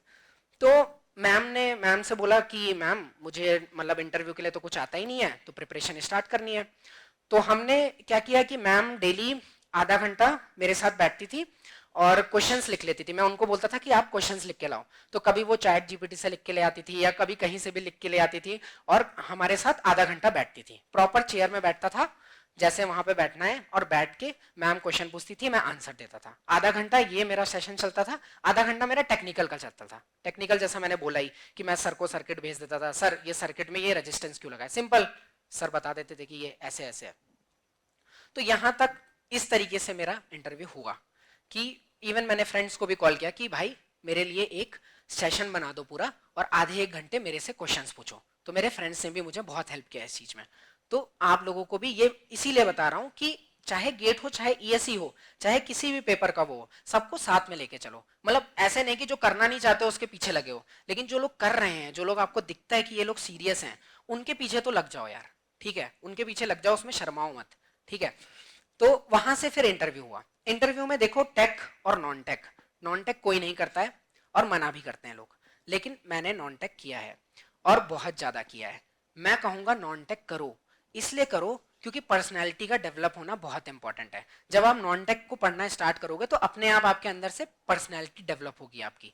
आपको मतलब लगेगा कि हाँ यार मुझे ये चीजें भी आती हैं, और आपको बोलना सीखोगे आप, क्योंकि इंटरव्यू में तो कुछ भी अचानक से कुछ भी पूछा जा सकता है। तो टेक्निकल तो याद करके जाओगे, लेकिन जो अचानक से पूछ रहा है उसकी तैयारी कब करोगे। तो वो आप नॉन टेक का करोगे ना, तो साथ में जब भी अकेले चल रहे हो, कर रहे हो, तो खुद से क्वेश्चन पूछो और फिर खुद से ही आंसर करो। ये जो है वो मैं किया करता था। तो वहां पे आपका इंटरव्यू इस तरीके से मतलब मेरा हुआ। और फिर फाइनल डे इंटरव्यू जब मैं गया तो मेरे सर और मैम मेरे साथ आए थे। मैंने उनको बोला कि मेरे मम्मी पापा तो मतलब ठीक है वो कनेक्ट करते हैं, लेकिन मैं चाहता हूँ कि आप लोग आओ। तो सर बढ़िया एकदम पैंट शर्ट पहन के एकदम तैयार वैयार होके आए, हम लोग यूपीएससी में गए और इंटरव्यू दिया। तो मेरा इंटरव्यू आई वुड से कि 50 क्वेश्चन पूछे अराउंड। मैंने अभी तक जिससे भी पूछा है इतने ज्यादा क्वेश्चन नहीं पूछे जाते हैं कहीं पे भी। और फर्स्ट क्वेश्चन ही ऐसा पूछा कि जो बिल्कुल आउट ऑफ द बॉक्स था, मतलब मैंने नहीं सोचा कि मेरे से ऐसा क्वेश्चन पूछेंगे। तो मैम ने मुझसे पूछा कि एआई के आने के बाद से एक स्टॉक का प्राइस बहुत ज्यादा बढ़ गया है, वो स्टॉक कौन सा है। मैंने नॉन टेक में क्या नहीं पढ़ा, बांग्लादेश पढ़ा, नेपाल पढ़ा, इधर उधर जो मिला सब कुछ पढ़ डाला, लेकिन मैम पूछती है कि कौन से स्टॉक का प्राइस बढ़ गया। अब यहां पे मैंने एक स्मार्टनेस दिखाई। मुझे लगा कि मैं इतना पढ़ चुका हूं जब, तो क्यों मैं थोड़ा बहुत तो शोकेस कर सकता हूं ना। तो मैंने ऐसे नहीं बोला कि कुछ नहीं आता है। मैंने बोला sorry ma'am I don't know about it, can I take a guess. Ma'am बोला यस श्योर। मैंने बोला Taiwan semiconductor manufacturing company, TMSC ऐसे करके कंपनीज है। तो वो सब पढ़ा था मैंने, तो वो बता दिया मैम को। तो मैम को लगा कि अच्छा इसको पता है, इसको पता है कि मार्केट में कौन कौन सी सेमीकंडक्टर की कंपनीज हैं। तो वहां से मैम ने बोला नो ये कंपनी नहीं है, मैं बताती हूँ। उन्होंने बोला निविडिया है। और वहां से फिर क्वेश्चन पूछने लग गए कि वो कौन सी नैनो टेक्नोलॉजी पे वर्क कर रहे हैं। फिर उतना मुझे पता था, मैंने बताया मैम इस पे कर रहे हैं काम। फिर आगे पूछा इंडिया किस पे कर रहा है काम, वो भी बता दिया। कौन सी कंपनीज यहाँ पे इन्वेस्टमेंट कर रही हैं वो भी बता दिया। बस ये 4 क्वेश्चन थे, उसके बाद सब कुछ टेक्निकल चला है। तो टेक्निकल अगेन बहुत सारे क्वेश्चन है, टाइम हमारे पास कमी है तो उतना ज्यादा उसमें नहीं जाएंगे, बट थोड़ा बहुत मैं आपको बता सकता हूँ कि टेक्निकल में क्या क्या था। आई थिंक मैं ठीक है, मैं आई थिंक लाया नहीं हूँ, बाद में भी वो डिस्कस कर सकते हैं। ज्यादा कुछ टेक्निकल में इतना कुछ नहीं था। फ्लिप फ्लॉप पूछा, क्या कहते हैं फ्लिप फ्लॉप लैच में डिफरेंस क्या होता है। और आपका बहुत मतलब सिंपल क्वेश्चन थे, कुछ कुछ ट्रिकी थे नो डाउट, बट ज्यादातर सिंपल ही क्वेश्चन थे। फ्लो होता है, बस फ्लो देखना चाहते हैं वो लोग आपका। और मुझे जो नहीं आता था मैंने कोई भी गैस नहीं लिया, रॉन्ग नहीं लिया, बस पूछ लिया। और जो भी पैनल होता है वो बहुत ही काम होता है, बहुत ज्यादा हंसी मजाक में चल रहा था। मतलब कि बिल्कुल मैं भी स्माइल कर रहा हूँ, मैम भी पूछने वाली मैम भी स्माइल कर रही हैं, ऐसे नहीं कि बिल्कुल अच्छा तुम्हें ये नहीं आता है, ऐसा कुछ नहीं हुआ। आपका कंपोजर देखेंगे वो बिल्कुल काम रहना है, बिल्कुल वैसे करके चल जाएगा। तो यहाँ पे था इंटरव्यू ओवर। इसके बाद आप लोग बिलीव नहीं करेंगे बट मैंने फिर गेट की प्रिपरेशन स्टार्ट करी नवंबर के फर्स्ट या सेकंड वीक से, क्योंकि मैंने सोचा अब बैकअप के बारे में सोचते हैं। अब दे दिया है और अगेन ईएससी की प्रिपरेशन करनी थी, बट ईएससी इस बार जून में हो रहा है, तो मैंने सोचा 2-3 महीने उसके लिए काफी हैं। अब गेट के लिए एक बार अटेम्प्ट दे देता हूँ। मैंने टेस्ट सीरीज फिर से खरीद ली थी और सोचा था अब दूंगा, लेकिन फिर रिजल्ट आ गया तो मतलब कुछ अलग क्रेजी हो गया, ठीक है। अगर आपको पता है तो क्रेजी हो गया बिल्कुल। और अभी भी मतलब ये है कि मैं पार्टी में गया था और वहां पे चावल निकाल रहा था, तो एक चम्मच निकालने के बाद लगा अरे अरे दूसरा चम्मच नहीं लेना है, फिर नींद आ जाएगी, पढ़ूंगा कैसे। और फिर मेरी बहन बोल रही पागल है क्या, अब क्या पढ़ेगा।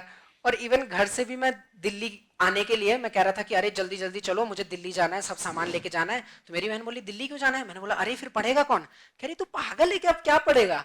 और मैं मतलब लिटरली मैं अभी भी मतलब वो है कि अंदर से इतना फ्लो जो बन रखा था वो अभी भी गया नहीं है। मतलब दिमाग में चल रहा है कि हाँ पढ़ना है, लेकिन अब ऐसा कुछ आइडिया वो नहीं है, मेरा प्लान तो नहीं है बिल्कुल अब पढ़ने का। तो यही है ओवरऑल। डाउट पे आएंगे उससे पहले मैं देख लेता हूँ, अभी भी मैं लिख के रखता हूँ कि कोई पॉइंट ना छूट जाए या ऐसे करके कुछ वो करके नहीं आया हूँ मैं।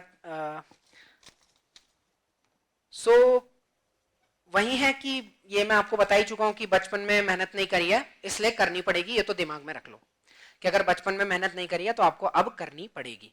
ये दिमाग में लेके ही चलो कि मेहनत करनी ही पड़ेगी। दूसरी चीज यही है कि पर्सनली जो चीजें होती हैं उनमें इतना ज्यादा सीरियस मत हो यार लाइफ में। मैंने बहुत ह्यूमिलिएशन देखा है अपने कॉलेज में बीटेक में, वो सब देखने के बाद मेरे को ये समझ में आया कि टेंशन लेके कोई फर्क ही नहीं पड़ता है, कोई मतलब नहीं है। मतलब टेंशन लेके ओवरऑल कुछ भी होता है ना, बुरा होता है कुछ भी होता है, लोगों को बता दो जाके कि अरे आज उसने वो बोल दिया यार, अरे आज उसने वो बोल दिया, बस अपना तुम काम हो जाओ, निकाल दो उसको, दोस्त पे निकाल दो। कोई ना कोई तो ऐसे दोस्त होते ही हैं जिन पे पूरा फ्रस्ट्रेशन निकाल दो तुम, बस खत्म बात है। वो लोग भी कहते हैं कि हाँ भाई समझने वाले होते हैं मतलब ऐसे काफी। तो इतना ज्यादा सीरियस नहीं होना है लाइफ में, ठीक है। और मुझे लगता है मैंने कभी भी एम नहीं किया था AIR 1 के लिए, लिटरली बता रहा हूँ, क्योंकि मैंने जैसे कि बताया मैंने प्रिपरेशन स्टार्ट कर दी थी अगेन। मेरा था कि क्वालिफाई हो जाऊंगा, एंड मुझे ITS ही चाहिए था, तो उसके लिए अगेन अटेम्प्ट दूंगा एंड उसमें मैं 100% दूंगा, ये मेरा डिसीजन था।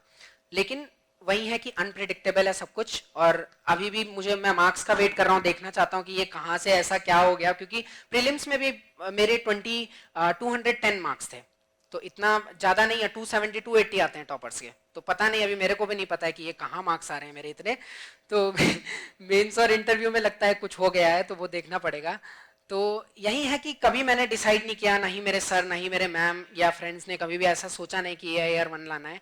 हमने सिर्फ ये था कि थोड़ा बहुत निकल जाए, एक अच्छे लेवल पे जाना है, फैमिली को अपलिफ्ट करना है, यही बेसिक लेके मैं चला हूँ अभी तक भी, और वहीं करके मैंने पेपर दिया। अब मिल गया, भगवान ने दे दिया, तो बस फिर वो तो कृपा है बस, और कुछ नहीं है।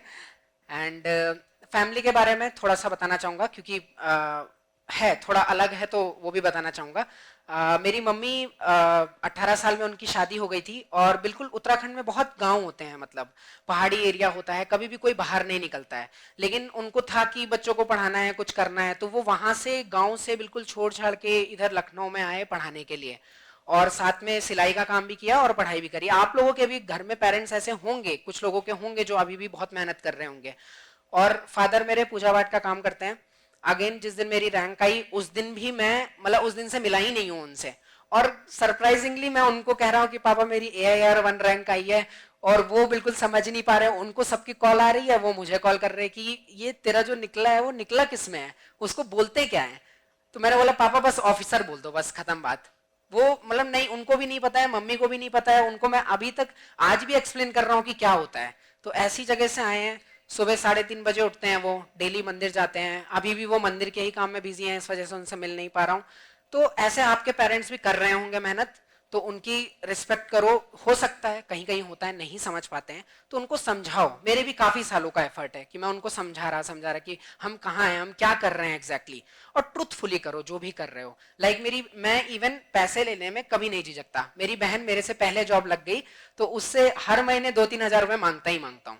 अब कई बच्चे बोलते हैं कि अरे छोटी बहन से कैसा पैसा लेंगे, या मम्मी पापा से अभी भी पैसा ले रहे हैं, 26 साल के हो गए घर से पैसा ले रहे हैं, ऐसा बहुत लोग प्रेशर लेते हैं बच्चे, मेरे साथ वाले भी लेते थे।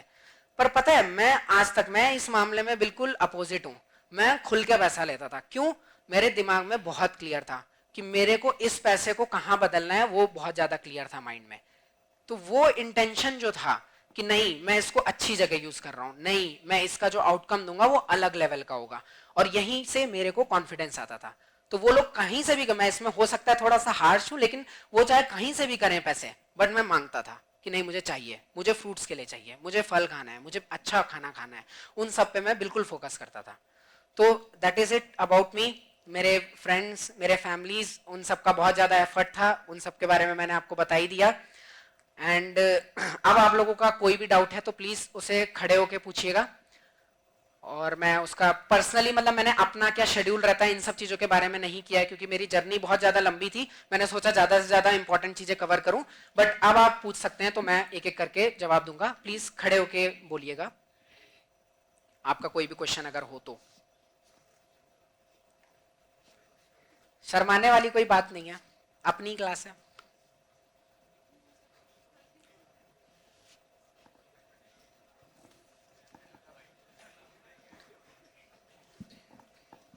First of all congratulation sir. Thank you. And क्या ये सच है कि टॉपर 16 घंटे पढ़ते हैं रोज? एक्चुअली मेरे केस में ये सच है। 16 घंटे तो नहीं, लेकिन हाँ 12 से 13 घंटे, 14 घंटे, क्योंकि मुझे निकालना ही था इस बार। तो मेरा शेड्यूल के बारे में अब जब बात आ गई है तो बता देता हूँ कि स्टार्ट किया था मैंने, मैं मॉर्निंग में 3 बजे उठ जाता था, एंड देन पढ़ना शुरू करता था। मेरे जो लाइब्रेरी में आते हैं उनको सबको पता है। तो 3 बजे से स्टार्ट करता था, 3 से लेकर 6 मैं पढ़ाई करता था, फिर थोड़ा बहुत पूजा पाठ कर लिया या मेडिटेशन कर लिया, वो भी बहुत इंपॉर्टेंट है, रनिंग वगैरह कर लिया, और उसमें रिवीजन का हो गया। फिर मैं बैठता था अगेन, और मैं मॉर्निंग में ब्रेकफास्ट नहीं करता था क्योंकि पढ़ने में फिर नींद आती है थोड़ी बहुत, तो वहां से फिर अगेन प्रैक्टिस करना स्टार्ट करता था। फिर 11 to 1 o'clock I would say कि मैं थोड़ा रेस्ट ले लिया, खाना पीना खा लिया, दैट्स ऑल, फिर अगेन बैठता था। तो ऐसे करके मैं ओवरऑल मैंने देखा है कि इफेक्टिवली अराउंड 9 to 10 आवर मैं यूटिलाइज करता था, और लेकिन बैठने की कोशिश रहती थी कि मैं 12 घंटे बैठूं। तो हाँ ये। और सर क्या आप मतलब फास्ट फूड वगैरह खाते थे जिससे हेल्थ खराब हो जाती है? देखो, मेरे माइंड में ये चीज बहुत क्लियर थी कि कभी अगर मैं, एक्चुअली ये वहीं से आया है, ठीक है। जब मतलब पढ़ पढ़ के क्या होता है ना कि कभी कभार बहुत ज्यादा थक गए हैं, कुछ समझ में नहीं आ रहा है, तो मैं ये सोचता था कि आज कोई बात नहीं, थोड़ा बहुत खा ही लेते हैं। लेकिन ये है कि वो खा लिया है तो दैट्स इट, उसके बाद पढ़ना है फिर, मतलब सेटिस्फेक्शन मिल गया है, अब खाते हैं, तो कोई बात नहीं, करो थोड़ा बहुत खाओ, ऐसा नहीं है, बिल्कुल स्पॉइल भी मत करो, बट खाओ, ऐसा कुछ नहीं होता है। सर 8 से 8 वाला जो क्लास चलता है उसके बाद फिर कैसे आप रिवीजन करते थे पुराना और करंट सब्जेक्ट का? इसमें भी मैं एक सजेशन दूंगा, अगर आप लोगों को किसी सब्जेक्ट में भी ऐसा लगता है कि आप ऑलरेडी उसको कर ले रहे हो, तो उसकी क्लास मत करो, क्योंकि 8 से 8 बहुत ज़्यादा डिफिकल्ट है। तो मैंने I think October complete month में मैं यहाँ पे नहीं आया था, सिर्फ शाम को नॉन टेक करने आता था, तो वो टफ होता है। मैं सेल्फ स्टडी पे फिर ज़्यादा फोकस किया। तो अगर आपको लगता है कि ये या तो फिर सब्जेक्ट ज़्यादा इंपॉर्टेंट नहीं है, तो ऐसे परेशान मत हो कि नहीं नहीं क्लास तो पूरी करनी है। आप हैंड रिटन नोट ले लो, मैं भी यही करता था, और अपने दोस्तों से पूछ लो आज भाई क्या पढ़ाया, वो तुम्हें आधे घंटे में बता देगा। उतना इफेक्टिव नहीं होगा, लेकिन मैं बता रहा हूँ कि वो कहीं ना कहीं आपको हेल्प करेगा। Thank you sir. Thank you. तो पर्सनल लेवल पे तो ऐसा ही है कि प्रिपरेशन काफ़ी ज़्यादा करनी पड़ी है। ऐसा नहीं है, मुझे तो बहुत ज़्यादा मेहनत करनी पड़ी है, क्योंकि मैंने बताया कि बहुत ज़ीरो से स्टार्ट किया है बिल्कुल, तो काफ़ी ज़्यादा मेहनत लगती है। खाने पे बहुत ध्यान दिया है मैंने, मतलब बीच बीच में वो तो चीट मील टाइप का हो गया, खैर वो बॉडी बनाने वाले चीट मील करते हैं, मेरा ये अलग चीट मील चल रहा है। तो खाने पीने में यही है कि मैं फ्रूट्स, मैंने एक टाइम की मील अपनी सिर्फ फ्रूट्स की रखी थी, सिर्फ फल खाता था। मुझे ये रहता था कि मेरा मॉर्निंग का डिस्टर्ब नहीं होना चाहिए, वो मैं बहुत अच्छे से कर लूँ। और वही मेरा मैनेजमेंट का भी रीज़न बना कि मैनेजमेंट मेरा बहुत अच्छा था, क्योंकि मैं सुबह सुबह उठ के ही पढ़ लेता था। फिर मेरा ये रहता था दिन भर में अगर कोई आ भी जाए मेरा टाइम बर्बाद करने, तो कर दो, मैं तो सुबह कर चुका हूँ सब कुछ। तो खैर जो नाइट वाले हैं नो डाउट वो भी नाइट में कर सकते हैं, बट मेरा प्रेफरेंस था कि मैं मॉर्निंग में ही करता था। बाकी मॉर्निंग में उठना कैसे है, तो अगेन उसमें भी बहुत स्ट्रैटेजी ट्राई करके मैं उठता था। जब बहुत ज़्यादा पास था यहाँ पे प्रीलिम्स, तो मुझे याद है मैं जनवरी में मैं 12:30 बजे उठता था, दोपहर में नहीं, रात में 12:30 बजे। तो लोग मुझे कहते थे भूत हो क्या, तो 12:30 बजे उठता था उस टाइम पे, क्योंकि था कि मतलब करना है करना है करना है। 9 बजे यहाँ क्लास से जाता था, 3-4 घंटा सोता था और उठ जाता था, क्योंकि रिवीजन करना होता था। कुछ दिन किया, ज़्यादा नहीं, ऐसा भी नहीं। अदरवाइज 1 o'clock, 1:30, 2 o'clock, नॉर्मली 3 रहता था, वो मैंने आपको बता दिया कि नॉर्मली मैं 3 बजे उठता था डेली, वो डेली का है। तो रिक्वायरमेंट के हिसाब से, और पेपर जैसे ही आने वाला है उससे 10 से 15 दिन पहले मैं स्लीप बिल्कुल प्रॉपरली कंप्लीट करता था, एकदम प्रॉपरली सोता था, और हमेशा जिस टाइम पे पेपर है उसी टाइम पे पेपर देता था बैठ के, क्योंकि डेली वो मेरी साइकिल पे मतलब आ जाना चाहिए, मेरी बॉडी की साइकिल में वो आ जाना चाहिए कि रिपीटेटिव इसी टाइम पे मेरे को पेपर देने के लिए बैठना है। तो ऐसा ही है फिर, अगर क्वेश्चन है तो पूछ सकते हैं, अदरवाइज हाँ yes. Congratulations, sir, first thank of you, all. Thank you. Sir, for interview purpose के लिए, how can we start preparation for interview purpose? So, when I am solving problems and each and everything, so I am good at solving all the things, but for interview purpose, I am feeling uncomfortable for that. So, where I have to start for my interview preparation? First thing you can do is you can buy the Made Easy guidance, interview guidance, that book is there. So I think you should start from there. Okay. Second thing, which is very simple, whatever the subject you are studying, let us say communication you are studying, you open that subject and you start reading your notes, and then you ask a question yourself. What is communication? What is analog communication? What is digital communication? What is digital? You ask yourself, and then you ask whether you are able to answer the question or not. If you are unable to frame the answer, you open ChatGPT. Okay, basic for basic definitions, ChatGPT, I am telling genuinely, it is very good. Okay, you just go there and find and write the definitions. You understand it first, and then try to remember it. Whenever you are walking on roads, ask yourself, revise, and then ask what the question might be. Second thing, if your any of your friends is in PSU, you find some that kind of person, you ask to them कि in which technology they are working, and then you try to compare those things, application and what practical values they are working on. These things will help you. Okay, sir. Thank you. Sir एक revision से related question था Yes. कि जैसे हमारे कोई subject late से जुलाई में हुए हैं, फॉर एग्जांपल नेटवर्क हुआ है, Yes. तो अभी जब हम उस टाइम पे उसका क्वेश्चन लगाते हैं, जैसे करंट में सब्जेक्ट चल रहा है, विद इन 10 डेज या 15 डेज लगाते हैं, तो कॉन्सेप्ट जो होते हैं काफ़ी क्लियर होते हैं दिमाग में। तो क्वेश्चन को लेके जो अप्रोच हमारा होता है, इनिशियल क्वेश्चन पढ़ा कि हाँ इसे ऐसे करना है, वो भी क्लियर ही रहता है, तो क्वेश्चन बनाने में टाइम भी थोड़ा कम लगता है। बट अब जैसे लेट से अभी का जो टाइम है, नवंबर चल रहा है, तो अभी उस ऑल्दो रिवीजन उसका किया है मिड में, अगस्त में लेट से या सितंबर में, बट अभी जब हम क्वेश्चंस को पढ़ते हैं नेटवर्क के लेट से, तो अप्रोचेस उतने क्रिस्प नहीं होते जितने उस टाइम पे थे। तो मतलब मैं ये पूछना चाह रहा था, ये नॉर्मल सी चीज़ है या फिर हम कुछ गलतियां कर रहे होते हैं, मतलब जिन्हें इंप्रूव करके ये चीज़ें ओवरकम कर सकते हैं?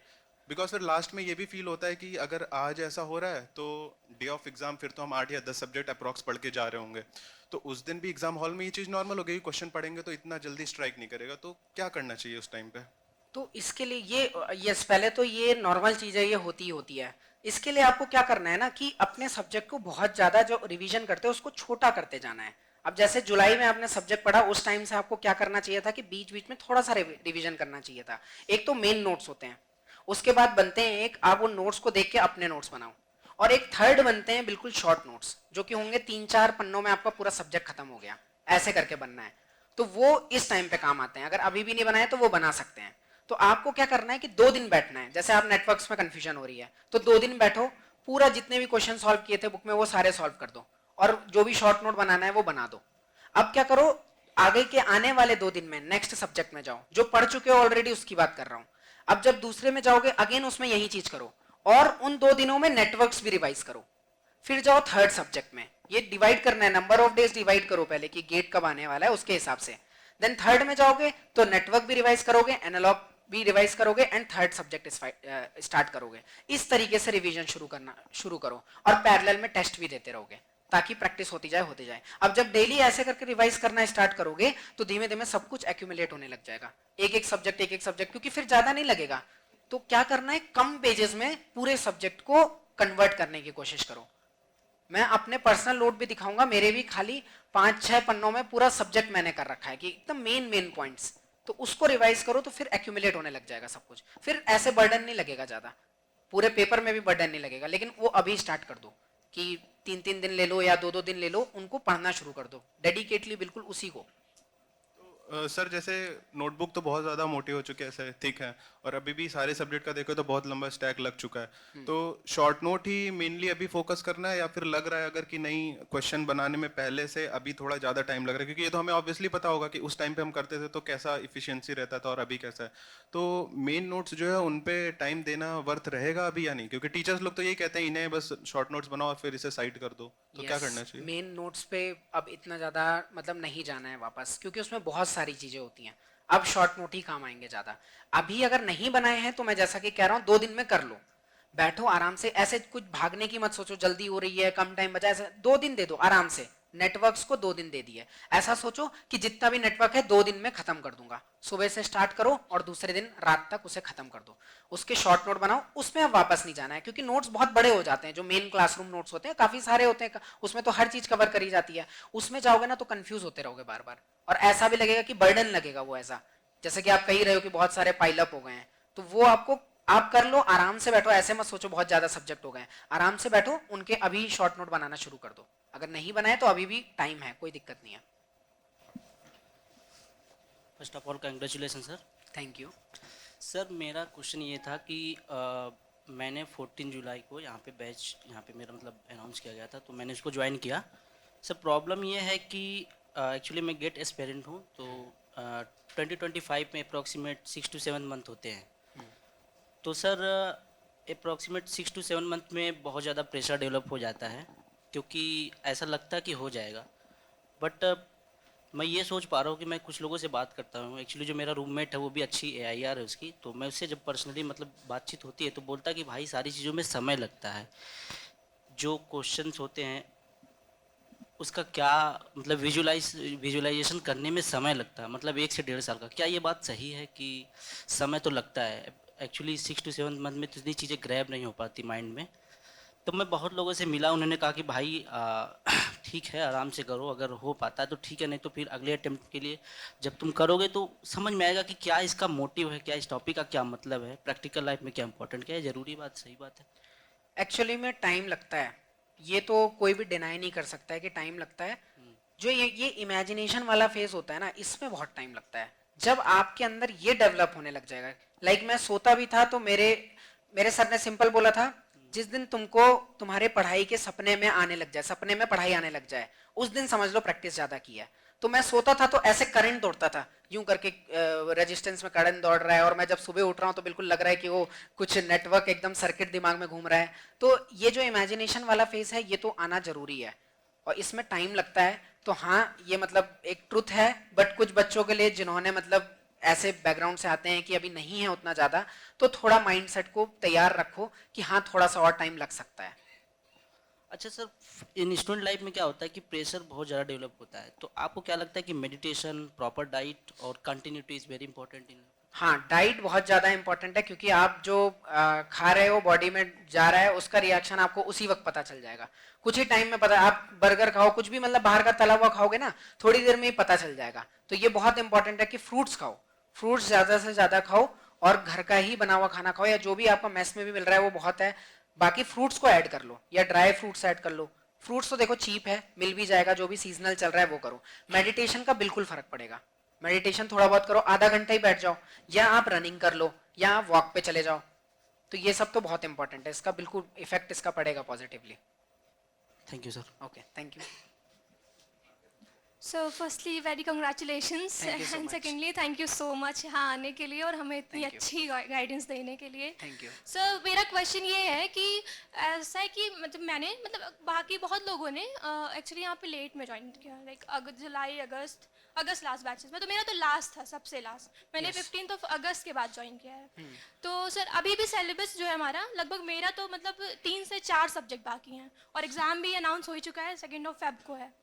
तो सर मेरा पूछना मतलब मुझे पूछना ये है कि क्या जो हमारे जो बचे हुए सब्जेक्ट्स हैं, लाइक मैथ्स और एप्टीट्यूड, ये तो हम नहीं छोड़ सकते, but like for example network है and some other subjects, like मेरा डिजिटल भी नहीं हुआ है अभी, तो क्या हमें मतलब इसे छोड़ देना चाहिए, बाकी पुराने सब्जेक्ट पे फोकस करना चाहिए, या इन्हें भी पढ़े साथ में? सो क्योंकि टाइम 2 ही मंथ है बचा है। आपकी क्लास कितने आवर होती है यहाँ पे?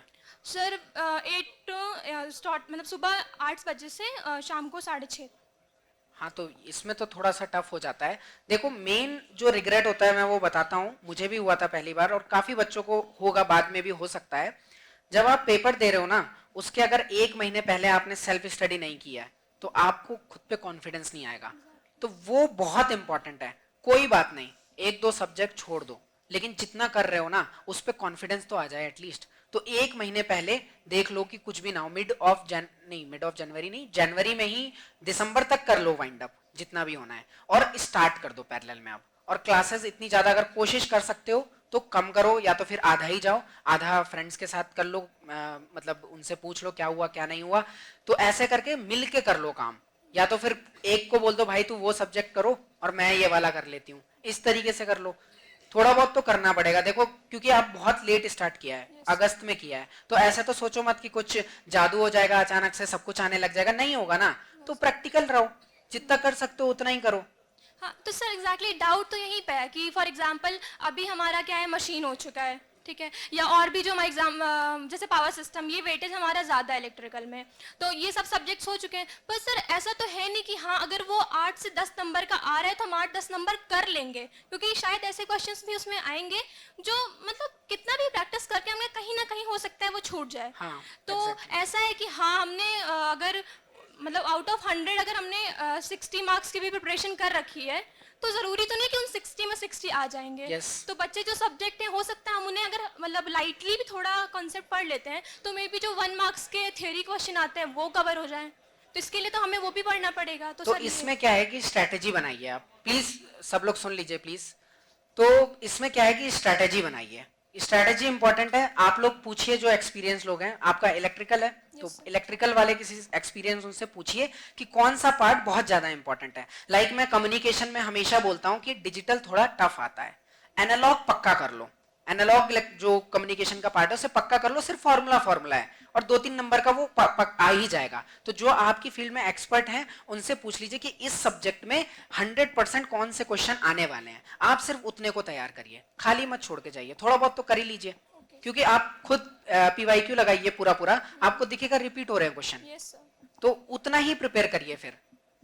वो करके जाइए, उतना तो करना पड़ेगा। और थोड़ा क्लास को कम कर दीजिए और अपना रिवीजन का टाइम थोड़ा थोड़ा अब स्टार्ट कर दीजिए, तो उससे कॉन्फिडेंस आने लग जाएगा बस। Thank you sir. Thank you.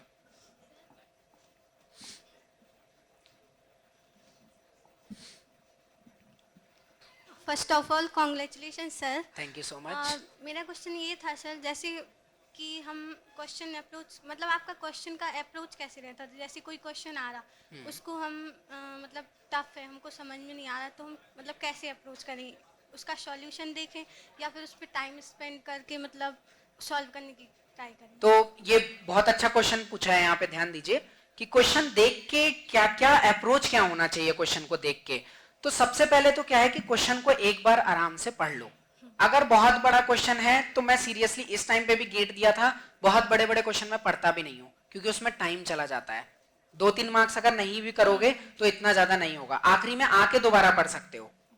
दूसरी चीज है कि सबसे पहले क्वेश्चन को आराम से पढ़ो, पढ़ के एक एक लाइन को समझो कि वो पूछना क्या चाह रहा है। सबसे पहले दिमाग में उससे रिलेटेड जितने भी फॉर्मूलाज हैं उन्हें कलेक्ट कर लो, कि एक आपके दिमाग में खुद ही इमेज आने लग जाएगी कि ये इस चीज के बारे में पूछ रहा है, यहाँ पर ये वाला फॉर्मूला यूज होगा। वो करने के बाद आप ट्राई करो उसको सॉल्व करने का, ठीक है, सॉल्यूशन नहीं देखना है। अब आप ऐसे ही करके क्वेश्चन करते जाओ, जितने भी क्वेश्चन हैं हो रहे हैं नहीं हो रहे हैं, करते जाओ करते जाओ करते जाओ। जब इतना फर्स्ट फेज में हो जाए, एक बार फिर से कॉन्सेप्ट पढ़ो, नोट्स पढ़ो, सब कुछ पढ़ो, फिर वापस आओ, अगेन एक बार सॉल्व करो। जो हो चुके हैं उनको मत करो, जो नहीं हो रहे हैं वही मेन वाले हैं, वो नहीं हो पा रहे हैं उनको अगेन ट्राई करो। थर्ड टाइम आप क्या कर सकते हो, जैसा कि आप कह रहे हो कि मैं सॉल्यूशन देख लूं, तो आप थर्ड टाइम में सॉल्यूशन देख लो, क्योंकि हो सकता है वो क्वेश्चन ऐसा है जो खुद से नहीं हो पाएगा, क्योंकि ऐसे क्वेश्चंस होते हैं। तो उनमें सॉल्यूशन पढ़ लो और अपनी एक अलग से, मैंने बताया था कि कॉपी मेंटेन करके रखो, उसमें वो क्वेश्चन लिख लो और प्रॉपर सॉल्यूशन भी पूरा कर लो। तो उसको कोई बात नहीं, उसको वैसे समझो, उसको समझ, उसको इस तरीके से देखो कि चलो आज एक नया कॉन्सेप्ट पढ़ते हैं, उसको एज अ कॉन्सेप्ट याद कर लो आप। तो वो करना, ये आप करोगे तो आपको खुद ही नए नए कॉन्सेप्ट भी आप सीखने लग जाओगे और काफी सारी वैरायटी ऑफ क्वेश्चन भी कवर हो जाएंगे। लेकिन पहले 2 टाइम एफर्ट लगाना पड़ेगा, उसको मत इग्नोर करो, वो थोड़ा बैठो, थोड़ा बैठ के सोचो उसके बारे में, ठीक है। और सर आपका जैसे गेट एग्जाम आपने दिया तो उसमें मतलब अप्रोच कैसा था, पहले मैथ एप्टी या फिर टेक्निकल? यस, ये अप्रोच भी आपको मतलब मेरा बहुत यूनिक लगेगा, आपने ये भी नहीं सुना होगा। मैं क्या करता था कि मैं सबसे पहले जब जाता था वहां पे तो आंसर शीट रहती थी, आंसर शीट में सब्जेक्ट्स लिख देता था मैं। कभी भी ऐसे, क्योंकि देखो गेट में तो रैंडम क्वेश्चन दे रखा है, वो दे ही इसलिए रखा है कि तुम अचानक से नेटवर्क है, फिर अचानक से कूद के एनालॉग आ जाएगा, फिर उसके बाद अचानक से कुछ ईएमटी आ जाएगा। और अब तो ऐसा कर दिया है कि 1 नंबर का क्वेश्चन है फिर 2 नंबर का क्वेश्चन आ जाएगा। 1 नंबर का क्वेश्चन में कम टाइम लगता है, 2 नंबर में ज्यादा टाइम लगता है, उसका लेवल भी ज्यादा है। अब माइंड इतना कूदे कैसे कि एक सब्जेक्ट फिर दूसरा सब्जेक्ट, सब्जेक्ट तो आप सेपरेटली तैयार करते हो ना, तो सेलेक्टिवली कैसे करोगे। तो मैं क्या करता था कि जाते ही चुपके से, मतलब चुपके से ही करना क्योंकि वो लोग मना करते हैं कुछ लिखो मत शीट में, मैं सब्जेक्ट लिख देता था। मैं हमेशा स्टार्ट करता था नेटवर्क, फिर कंट्रोल्स, फिर डिजिटल इलेक्ट्रॉनिक्स, फिर एनालॉग इलेक्ट्रॉनिक्स, फिर कम्युनिकेशन, फिर सिग्नल्स, फिर ईडीसी, फिर ईएमटी और मैथ और एप्टी में, मैथ और एप्टी में और मैथ भी बीच में कहीं डाल देता था, एप्टी सेपरेट करता था। सबसे पहले 15 मिनट ऊपर टाइमर में देख लिया है, 15 मिनट के अंदर मुझे एप्टी करनी है, 15 मिनट में जितना हुआ उतना हुआ। ये भी कैसे करता था, सबसे पहले मैं पेन नहीं उठाऊंगा, सिर्फ क्वेश्चन को पढ़ूंगा। अगर मैं डायरेक्ट उसको कर सकता हूं तो क्लिक करके नेक्स्ट चला गया, अदरवाइज रिव्यू में डाल दिया। एक राउंड में ऐसे ही मारूंगा कि रिव्यू में डाल दिया क्वेश्चन कि हाँ ये मेरी नॉलेज का क्वेश्चन है, इसे अंडर रिव्यू डाल देता हूं। जो नहीं है नॉलेज का क्वेश्चन उसको रेड पे ही छोड़ दूंगा, उसमें मैं दोबारा आऊंगा भी नहीं क्योंकि मेरा टाइम वेस्ट करेगा। उसको दोबारा पढ़ने से क्या होगा, इतने सारे क्वेश्चन है, बाकियों पे फोकस करता हूं। तो पहले 15 मिनट यही करूंगा, टाइमर पे देख लूंगा। इसमें मेरे क्वेश्चन नहीं भी होंगे तो कोई टेंशन नहीं है मुझे, जितने भी हो जाए, 5 नंबर हो जाए, 10 नंबर हो जाए, बहुत है। फिर मैं जाऊंगा टेक्निकल में, ऑलरेडी मैं लिख चुका हूं, नेटवर्क्स, कंट्रोल, ऐसे करके लाइन में लिख देता हूं एक, और उसके बाद डंडी डंडी बना के उसमें मैं 1 मिनट दिखा देता हूं कि ये मैं कैसे करता था। कि लाइक नेटवर्क लिख दिया और कंट्रोल्स लिख दिया। यहां पे मैं अब क्या करता था, एक राउंड मारता था पूरे पेपर का, और इसमें मैं लिखता जा, बहुत कम टाइम लगता है। आपको लगेगा कि मैं टाइम वेस्ट कर रहा हूं, आपको 5 मिनट भी नहीं लगेगा ये करने में। क्वेश्चन पढ़ा, बहुत जल्दी से पढ़ा, नजर में घुमाया, यहां लिख दिया कि नेटवर्क्स का 1st नंबर पे क्वेश्चन है, यहाँ पे कंट्रोल्स का लिख दिया कि ये 5th नंबर का क्वेश्चन कंट्रोल्स का है, और ऐसे करके सारे सब्जेक्ट पे लिखता गया मैं, ठीक है, कॉपी पे लिखता गया, क्वेश्चन भी पढ़ता गया। जो क्वेश्चन मेरे को लगेगा कि ये तो आता ही नहीं है, उस पे मैं दोबारा कभी नहीं जाऊंगा पूरे पेपर में, कम से कम ऐसे 5 क्वेश्चन ऐसे इस अटेम्प्ट में भी रहे होंगे जिनको मैंने दोबारा खोला भी नहीं। मैं जो इस बार इवन रेड्डी सर ने वीडियो डाली थी यूट्यूब में और बहुत एकदम 2-3 पन्नों का सॉल्यूशन बताया था, वो क्वेश्चन मैंने एक बार पढ़ के छोड़ दिया क्योंकि मुझे पता था कि ये सॉल्व नहीं हो पाएगा, तो उस पर आया ही नहीं वापस, क्यों टाइम वेस्ट करना है। तो ऐसे करके 2 नंबर के क्वेश्चन इधर साइड और 1 नंबर के क्वेश्चन इधर साइड, 5 मिनट में ये पूरा कर लो और अब मैं अपने ढंग से पेपर दूंगा, ना कि वो मेरे से जैसा करवाना चाहते हैं वैसे नहीं दूंगा, अपने हिसाब से दूंगा। पहले नेटवर्क से स्टार्ट करूंगा, नेटवर्क्स मेरा सबसे ज्यादा स्ट्रांग है, तो उसमें तो सारे क्वेश्चन हो जाएंगे। अब जब आप ऐसा करोगे तो कॉन्फिडेंस आ जाएगा, आपको लगेगा कि अरे वाह सारे क्वेश्चन हो रहे हैं, जो नहीं आता उसको आखिरी में डालो, तो इससे कॉन्फिडेंस आ जाएगा। फिर कंट्रोल सेकंड, कंट्रोल्स में अगेन मेरे को आता है तो अगेन उसके क्वेश्चन भी करूंगा तो हो जाएगा। तो ऐसे ही सब्जेक्ट, पहले वो सब्जेक्ट करो जिसमें कॉन्फिडेंस है, ऐसे डिवाइड करके फिर इसमें भी क्या करो, जो क्वेश्चन तुमको लग रहा है कि मैं इसे बाद में कर सकता हूं उसको सर्कल बना दो, और फिर जब एक बार पूरे पेपर में घूम जाओगे फिर वापस आओ, फिर आप सर्कल वाले क्वेश्चन करो पहले, और थर्ड राउंड में तुम कुछ अलग सिंबल बना लो कि इन क्वेश्चन को मैं मे बी कर सकता हूं, और जिसको नहीं कर सकते हो उसको छूना ही नहीं है। जब आप 3 राउंड मान लोगे, मैं आपको डेफिनेटली बता रहा हूं कि अगर आपके अभी मान लीजिए 25-30 नंबर आ रहे हैं इसमें और उस स्ट्रैटेजी ट्राई करोगे ना तो 40 तक तो पहुंच ही जाओगे, उसी सेम आपने जो पढ़ रखा है उससे, क्योंकि GATE is all about strategy.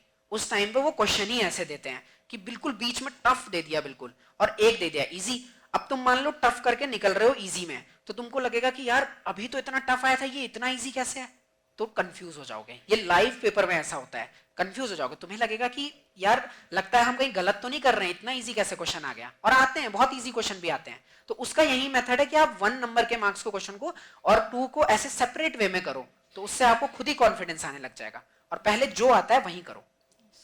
ये स्ट्रेटेजी थी मेरी। और सर जैसे ईएससी का इंटरव्यू बहुत लोग देते हैं, मतलब बहुत लोगों का मेंस प्री मेंस निकल जाता है, बट इंटरव्यू में मतलब बहुत लोग रह जाते हैं, ऐसा क्या होता है कि इंटरव्यू क्यों नहीं हो पाता है बहुत लोगों का? इंटरव्यू में सबसे ज्यादा मुझे जो लगता है जो मैंने क्रैक किया है वो ये है कि काम एंड कंपोजर। आप ऑफिसर की रैंक का पेपर देने जा रहे हो, ऑफिसर बनने वाले हो, तो उनको चाहिए कि आपके अंदर वो एटीट्यूड होना चाहिए। तो ऐसा नहीं है कि कुछ अगर अचानक से आपको पूछ ले तो आप एकदम घबरा जाएं कि अरे ये कैसे होगा, आगे भी ऐसी सिचुएशन आ सकती है। तो काम एंड कंपोजर होना बहुत इंपॉर्टेंट है। उसके लिए मैंने जैसा कि बताया कि आप कितने भी टॉपिक हैं, अजीबोगरीब टॉपिक, जैसे बांग्लादेश के बारे में कोई मतलब नहीं पढ़ने का, बट मैं पढ़ा क्यों, क्योंकि उससे मेरे अंदर रैंडमनेस क्रिएट होती है। कोई मुझसे अचानक से कुछ पूछ ले तो मेरे अंदर होना चाहिए कि मैं उसको जवाब कैसे करूं। तो वही है सिंपल, उसको हटाना है तो सिंपली कर दो स्टार्ट, अभी से कर दो स्टार्ट, कि थोड़ा बहुत शाम के टाइम पे किसी दोस्त से बोलो कि भाई मुझे 5 मिनट ये क्वेश्चंस पूछ लो, डिस्कशन हो जाए। एक इंग्लिश में बोलना शुरू कर दो, इंग्लिश से देखो अच्छा इंप्रेशन बनता ही बनता है, चाहे कुछ भी कर लो। मुझे बिल्कुल नहीं आती थी, बट बहुत पहले से ही स्टार्ट कर दिया था कि करना है करना है करना है, लोगों से बात करके। मैं कुछ टाइम बैंगलोर भी रहा था, वहां पे भी सबसे इंग्लिश में ही बात करता था, टूटी फूटी जैसे भी करता था। तो वो तो करना पड़ेगा, तो वो वैसे ही होगा कि आप प्रैक्टिकली स्टार्ट कर दो, आप चीजों को देखो। ये तो चलो नॉन टेक हो गया, टेक्निकल में यही रहता है कि आप चीजों को देखो, आसपास की चीजों को देखो, एंटीना को देखो, इधर उधर, जैसे कि मैंने बताया जो भी है। एक और चीज बताऊंगा, जैसे कि अगर कम्युनिकेशन की बात करें, मतलब मेरा हमेशा एक चीज था कि मैं अपने सारे जितने भी सब्जेक्ट्स हैं उनको एक पेज में लिखना मुझे बहुत पसंद है। तो मेरा सबसे फेवरेट टॉपिक इसमें है रिसीवर। तो मैं रिसीवर को स्टार्ट करता था कि ये मेरा ट्रांसमीटर साइड ये एंटीना लगा हुआ है, यहां से मैंने आपको बाकी चीजें बता दी, यहां से ईएम वेव निकलेगी, यहां से सिग्नल वापस आएगा, सिग्नल वापस आएगा तो मैं VSWR कैलकुलेट करूंगा, यहां पे रिफ्लेक्शन कोफिशिएंट का भी कॉन्सेप्ट आएगा, यहां पे इनपुट इंपीडेंस का भी कॉन्सेप्ट आएगा। सारे कॉन्सेप्ट आ गए। अब मैं यहाँ पे वायरलेस कम्युनिकेशन की बात कर रहा हूँ, यहाँ पे वायरलेस कम्युनिकेशन होगा, ये सिग्नल मैं किस फॉर्म में भेज रहा हूँ उस पर भी डिपेंड करता है। यहाँ पे कन्वर्जन भी होगा सिग्नल का। अब मैं रिसीवर एंड पे जाऊंगा, अगेन एंटीना आ रहा है, ये मैं EMT आ गया, देखो ठीक है। अब इस जब सिग्नल की बात होगी, सिग्नल ट्रांसफर हो रहा है, उसके बाद रिसीवर एंड पे सबसे पहले बैंड पास फिल्टर आएगा, और आपका आपने वो पढ़ा होगा लो नॉइस एम्पलीफायर, तो लो नॉइस एम्पलीफायर आएगा। अब इन एम्पलीफायर्स के गेन को कम ज्यादा करना है, तो गेन कम ज्यादा करने की बात आती है कंट्रोल सिस्टम में। तो अब मैं कम्युनिकेशन की तो बात कर रहा था, EMT की बात कर रहा था, अब मैं कहां पे आ गया, कम्युनिकेशन में, उसमें कंट्रोल्स में आ गया। तो इसका कैसे गेन कम ज्यादा होगा, उसके लिए फीडबैक लगता है इसमें, वहां से गेन कैलकुलेट होगा। फिर IF है, मिक्सर है, उसके बाद नेक्स्ट जाएंगे तो हम बाकी चीजें आएंगी। फिर हम लोगों को सिग्नल को कन्वर्ट करना है, तो मेरे को क्या यूज करना पड़ेगा, डिजिटल सिग्नल प्रोसेसर। वहां पे मैं क्या पढ़ूंगा, सिग्नल एंड सिस्टम। तो अब मेरा सिग्नल एंड सिस्टम भी आ गया। सिग्नल एंड सिस्टम के बाद मैं उसका DFT और जो भी है उसको फाइंड करूंगा। अब वहां पे कन्वर्टर्स, DSP के अंदर क्या क्या होता है, मक्स होता है, डीमक्स होता है, कन्वर्टर्स होते हैं। तो अगेन मेरा क्या आ गया, डिजिटल इलेक्ट्रॉनिक्स आ गया। ठीक है, उसके बाद हम इसको पढ़ रहे हैं, बैंड पास फिल्टर पढ़ रहे हैं, LNA पढ़ रहे हैं। फिल्टर्स के बारे में हम कहाँ पढ़ते हैं, हम एनालॉग इलेक्ट्रॉनिक्स में पढ़ते हैं। तो ये सब्जेक्ट भी हो गया। तो नेटवर्क, और नेटवर्क तो ऑब्वियसली ये सब क्या है, सर्किट ही तो है, कि कैसे उनके अंदर डिवाइसेस के अंदर सर्किट्स हैं, वायर्स हैं। तो कंट्रोल्स हो गया, सिग्नल्स हो गया, DE हो गया, एनालॉग इलेक्ट्रॉनिक्स हो गया। कम्युनिकेशन तो ऑब्वियसली उसी का टॉपिक का बात कर रहा हूं। और EDC, आप डिवाइस के लेवल में फिर अंदर जाओ तो EDC भी आ जाएगा कि भाई कौन सा डायोड यूज हो रहा है, कैसे कन्वर्जन हो रहा है, AC to DC, DC to AC कैसे कन्वर्ट हो रहा है, EDC हो गया। EMT ऑब्वियसली, EMT एंटीना के पार्ट में आ गया, सिग्नल के फॉर्म में जा रहा है, वो भी EMT है। उसके बाद मैथ एप्टी, चलो ठीक है। बट टेक्निकल ऐसे करके एक ही पेज में पूरे सब्जेक्ट को कंबाइन करता हूं मैं। ये मैंने इंटरव्यू के लिए बहुत किया है कि कैसे मैं हर चीज में कौन से पैरामीटर इंपॉर्टेंट है, यहाँ पे जैसे यहाँ पे ये इंपॉर्टेंट है, बाकी आगे भी जब हम जाएंगे तो इमेज फ्रीक्वेंसी की बात करते हैं, बाकी चीजों की बात करते हैं। तो ऐसे करता हूं कि मतलब आपको मर्जअप करना है, सबको सेलेक्ट करके एक उस पे आना है। Congratulation sir. Thank you. जैसे कि अभी पोस्टपोन्ड हो चुका है EAC एग्ज़ाम, तो मुझे आपसे ये पूछना था कि नॉन टेक की प्रिपरेशन कैसे करनी चाहिए, क्या स्ट्रेटजी होनी चाहिए, क्योंकि अभी तो हमारा नॉन टेक हुआ नहीं है, तो पहले से ही हम कौन सी मिस्टेक्स अवॉइड करें, और आपका क्या स्ट्रेटजी रहा था। ठीक है, मैंने नॉन टेक की आज बात नहीं करी क्योंकि काफी सारे टॉपिक्स थे। नॉन टेक में देखो, एक पार्ट तो स्टैटिक रहता है, सभी बताते हैं। तो वो स्टैटिक पार्ट तो पहले आपको थ्योरी एज अ पढ़नी पड़ेगी, चाहे तो डेली आप 2 घंटे निकाल लीजिए, अलग से सेपरेट टाइम रख लीजिए इवनिंग के टाइम पे, और एज अ रिलैक्स होके पढ़िए कि मुझे आज कुछ चीजों को पढ़ना है, जानना है। लाइक इन्वायरमेंटल साइंस बहुत अच्छा सब्जेक्ट है कि कहाँ पे क्या है, नेशनल पार्क कहाँ पे खुले हैं, कहाँ पे क्या है। जो उसमें स्टैटिक पार्ट है उसको क्या करो कि लिखना शुरू कर दो। कभी अगर डॉक्यूमेंट्रीज भी देखते हो ना, मैं डॉक्यूमेंट्रीज देखता हूँ, मूवीज बहुत ज्यादा देखता हूँ, तो उसमें भी मैं उन चीजों को कंपेयर करने लग जाता हूँ। और हाँ, मैं बता दूं कि मैं बहुत बड़ा मूवी लवर हूँ, टीवी सीरीज भी बहुत ज्यादा देखता हूँ, नॉवेल्स भी बहुत ज्यादा पढ़ता हूँ। और इस पूरे प्रिपरेशन के फेज में भी ऐसा नहीं है कि मैंने मूवी देखना छोड़ दिया। मेरे को जब भी लगता था कि अब चलते हैं, अकेले जाता था सामने उधर हॉल में और अकेले मूवी बैठ के देखता था। तो ऐसा नहीं है कि हम लोग मूवी भी नहीं देखते हैं, बस हो गया। हाँ, इंस्टाग्राम नहीं चलाता था, ठीक है, वो चलाओगे तो हो गया काम फिर, ठीक है, वो तो अनएक्सेप्टेबल है। बट मूवीज सब देखता था। तो आप क्या करो, उसमें कंपेयर करो उन चीजों को। आप कहीं भी जा रहे हो, जो सब्जेक्ट पढ़ रहे हो, आप इथिक्स एंड वैल्यूज पढ़ रहे हो, इथिक्स एंड वैल्यूज में मैं और मतलब मेरे सर और मैम क्या करते थे, सिचुएशंस रखते थे आपके सामने कि फॉर एग्जांपल जैसे कि एक हाईवे है और बीच में क्या है कि जो डिवाइडर होता है उसके बीच में एक जगह छूट रखी है। तो एक बाइक वाला क्या सोच रहा है कि मैं इस जगह से बाइक को क्रॉस करके, मेरा घर पास में आता है, क्रॉस करके यहां से चला जाता हूं। तो अब पूछते थे, बताओ ये इथिकली सही है कि रॉन्ग है। इस तरीके के हम लोग क्वेश्चंस पे बात करते थे। ऐसे आप लोग भी अपने आसपास देखोगे, वहां से इथिक एंड वैल्यू हो जाएगा। थ्योरी पढ़ा, फिर रिवाइज नहीं भी करोगे थोड़ा बहुत तो चल जाएगा, बट ऐसे सोचो, क्योंकि क्वेश्चन इस लेवल पे आते हैं जहां पे आपका देखा रहता है कि आप क्या उसमें जवाब दोगे। तो ऐसे करके धीमे धीमे पहले थ्योरी पार्ट कंप्लीट करो। करंट इशू में जैसा कि मैंने बताया, डेली पेपर पढ़ना शुरू कर दो, सबसे बेस्ट है। और पेपर कैसे पढ़ता था मैं, सिर्फ ऐसे ही राउंड मारता था। ये नहीं कि आप डेप्थ में जा रहे हो और कौन कहाँ पे क्या कर रहा है, कौन सी पार्टी क्या कर रही है, ये सब नहीं पढ़ना है। आपके मतलब की चीजें पढ़ना है, या कुछ इंटरेस्ट आ रहा है तो उसको पढ़ लो। तो एक बार ऐसे ही राउंड लगा, और मैं आधा घंटा पढ़ता था बस। शुरू में लगेगा आपको 40-50 मिनट्स, बाद में नहीं लगेगा। सिर्फ आधे घंटे में पूरा एक लुक मार लिया कि अच्छा ये चीज ऐसे होती, ये चीज ये है, ऐसा चल रहा है, ऐसा चल रहा है, बस ज्यादा डेप्थ में नहीं जाना है। डेली आदत बना लो, करंट अफेयर वहां से हो जाएगा। बाकी सारे सब्जेक्ट जितने भी नॉन टेक के हैं वो क्लास में चल रहे हैं, उनके नोट्स बनाओ, और बाकी आखिरी में जाके फिर 20-25 दिन पहले रिवीजन स्टार्ट कर दो उसका बस। क्योंकि अभी तो टाइम है, अभी कर सकते हो। अगर सिर्फ EAC आपका टारगेट है तो अभी कर सकते हो आराम से, शाम के टाइम में रख लो और नॉन टेक के नोट्स बनाना स्टार्ट कर दो। और अगर देखो वीडियो भी नहीं हो पा रहा है या क्लास में भी नहीं आ पा रहे हो, तो हैंड रिटन नोट्स का ही यहीं साथ में ही अपने साथ वालों से ले लो और उनसे कर लो। क्योंकि देखो टाइम कम है यार, ठीक है, ऐसा मत सोचो कि हम कर लेंगे, नहीं हो पाता है। साथ दोस्तों का साथ लो और उनके साथ कंबाइन होके कामों को, चीजों को करना शुरू कर दो एक साथ मिलके, तब हो जाएगा। Thank you sir. Okay, thank you. ठीक है, फिर तो यही थी मेरी जर्नी। तो ओवरऑल यही है कि अभी भी मैं यही देखता हूँ, आपको मतलब शायद यकीन ना हो, बट मैं अभी भी यही देखता हूँ कि मुझे पता है मेरे बारे में कि मैं टेक्निकल में किन टॉपिक्स में वीक हूँ, मैं नॉन टेक्निकल में किन टॉपिक्स में वीक हूँ, और मैं अभी भी यही सोचता हूँ कि जितना भी आने वाला टाइम है उसमें मैं कैसे उन चीजों में अपने आप को स्ट्रांग करूँ।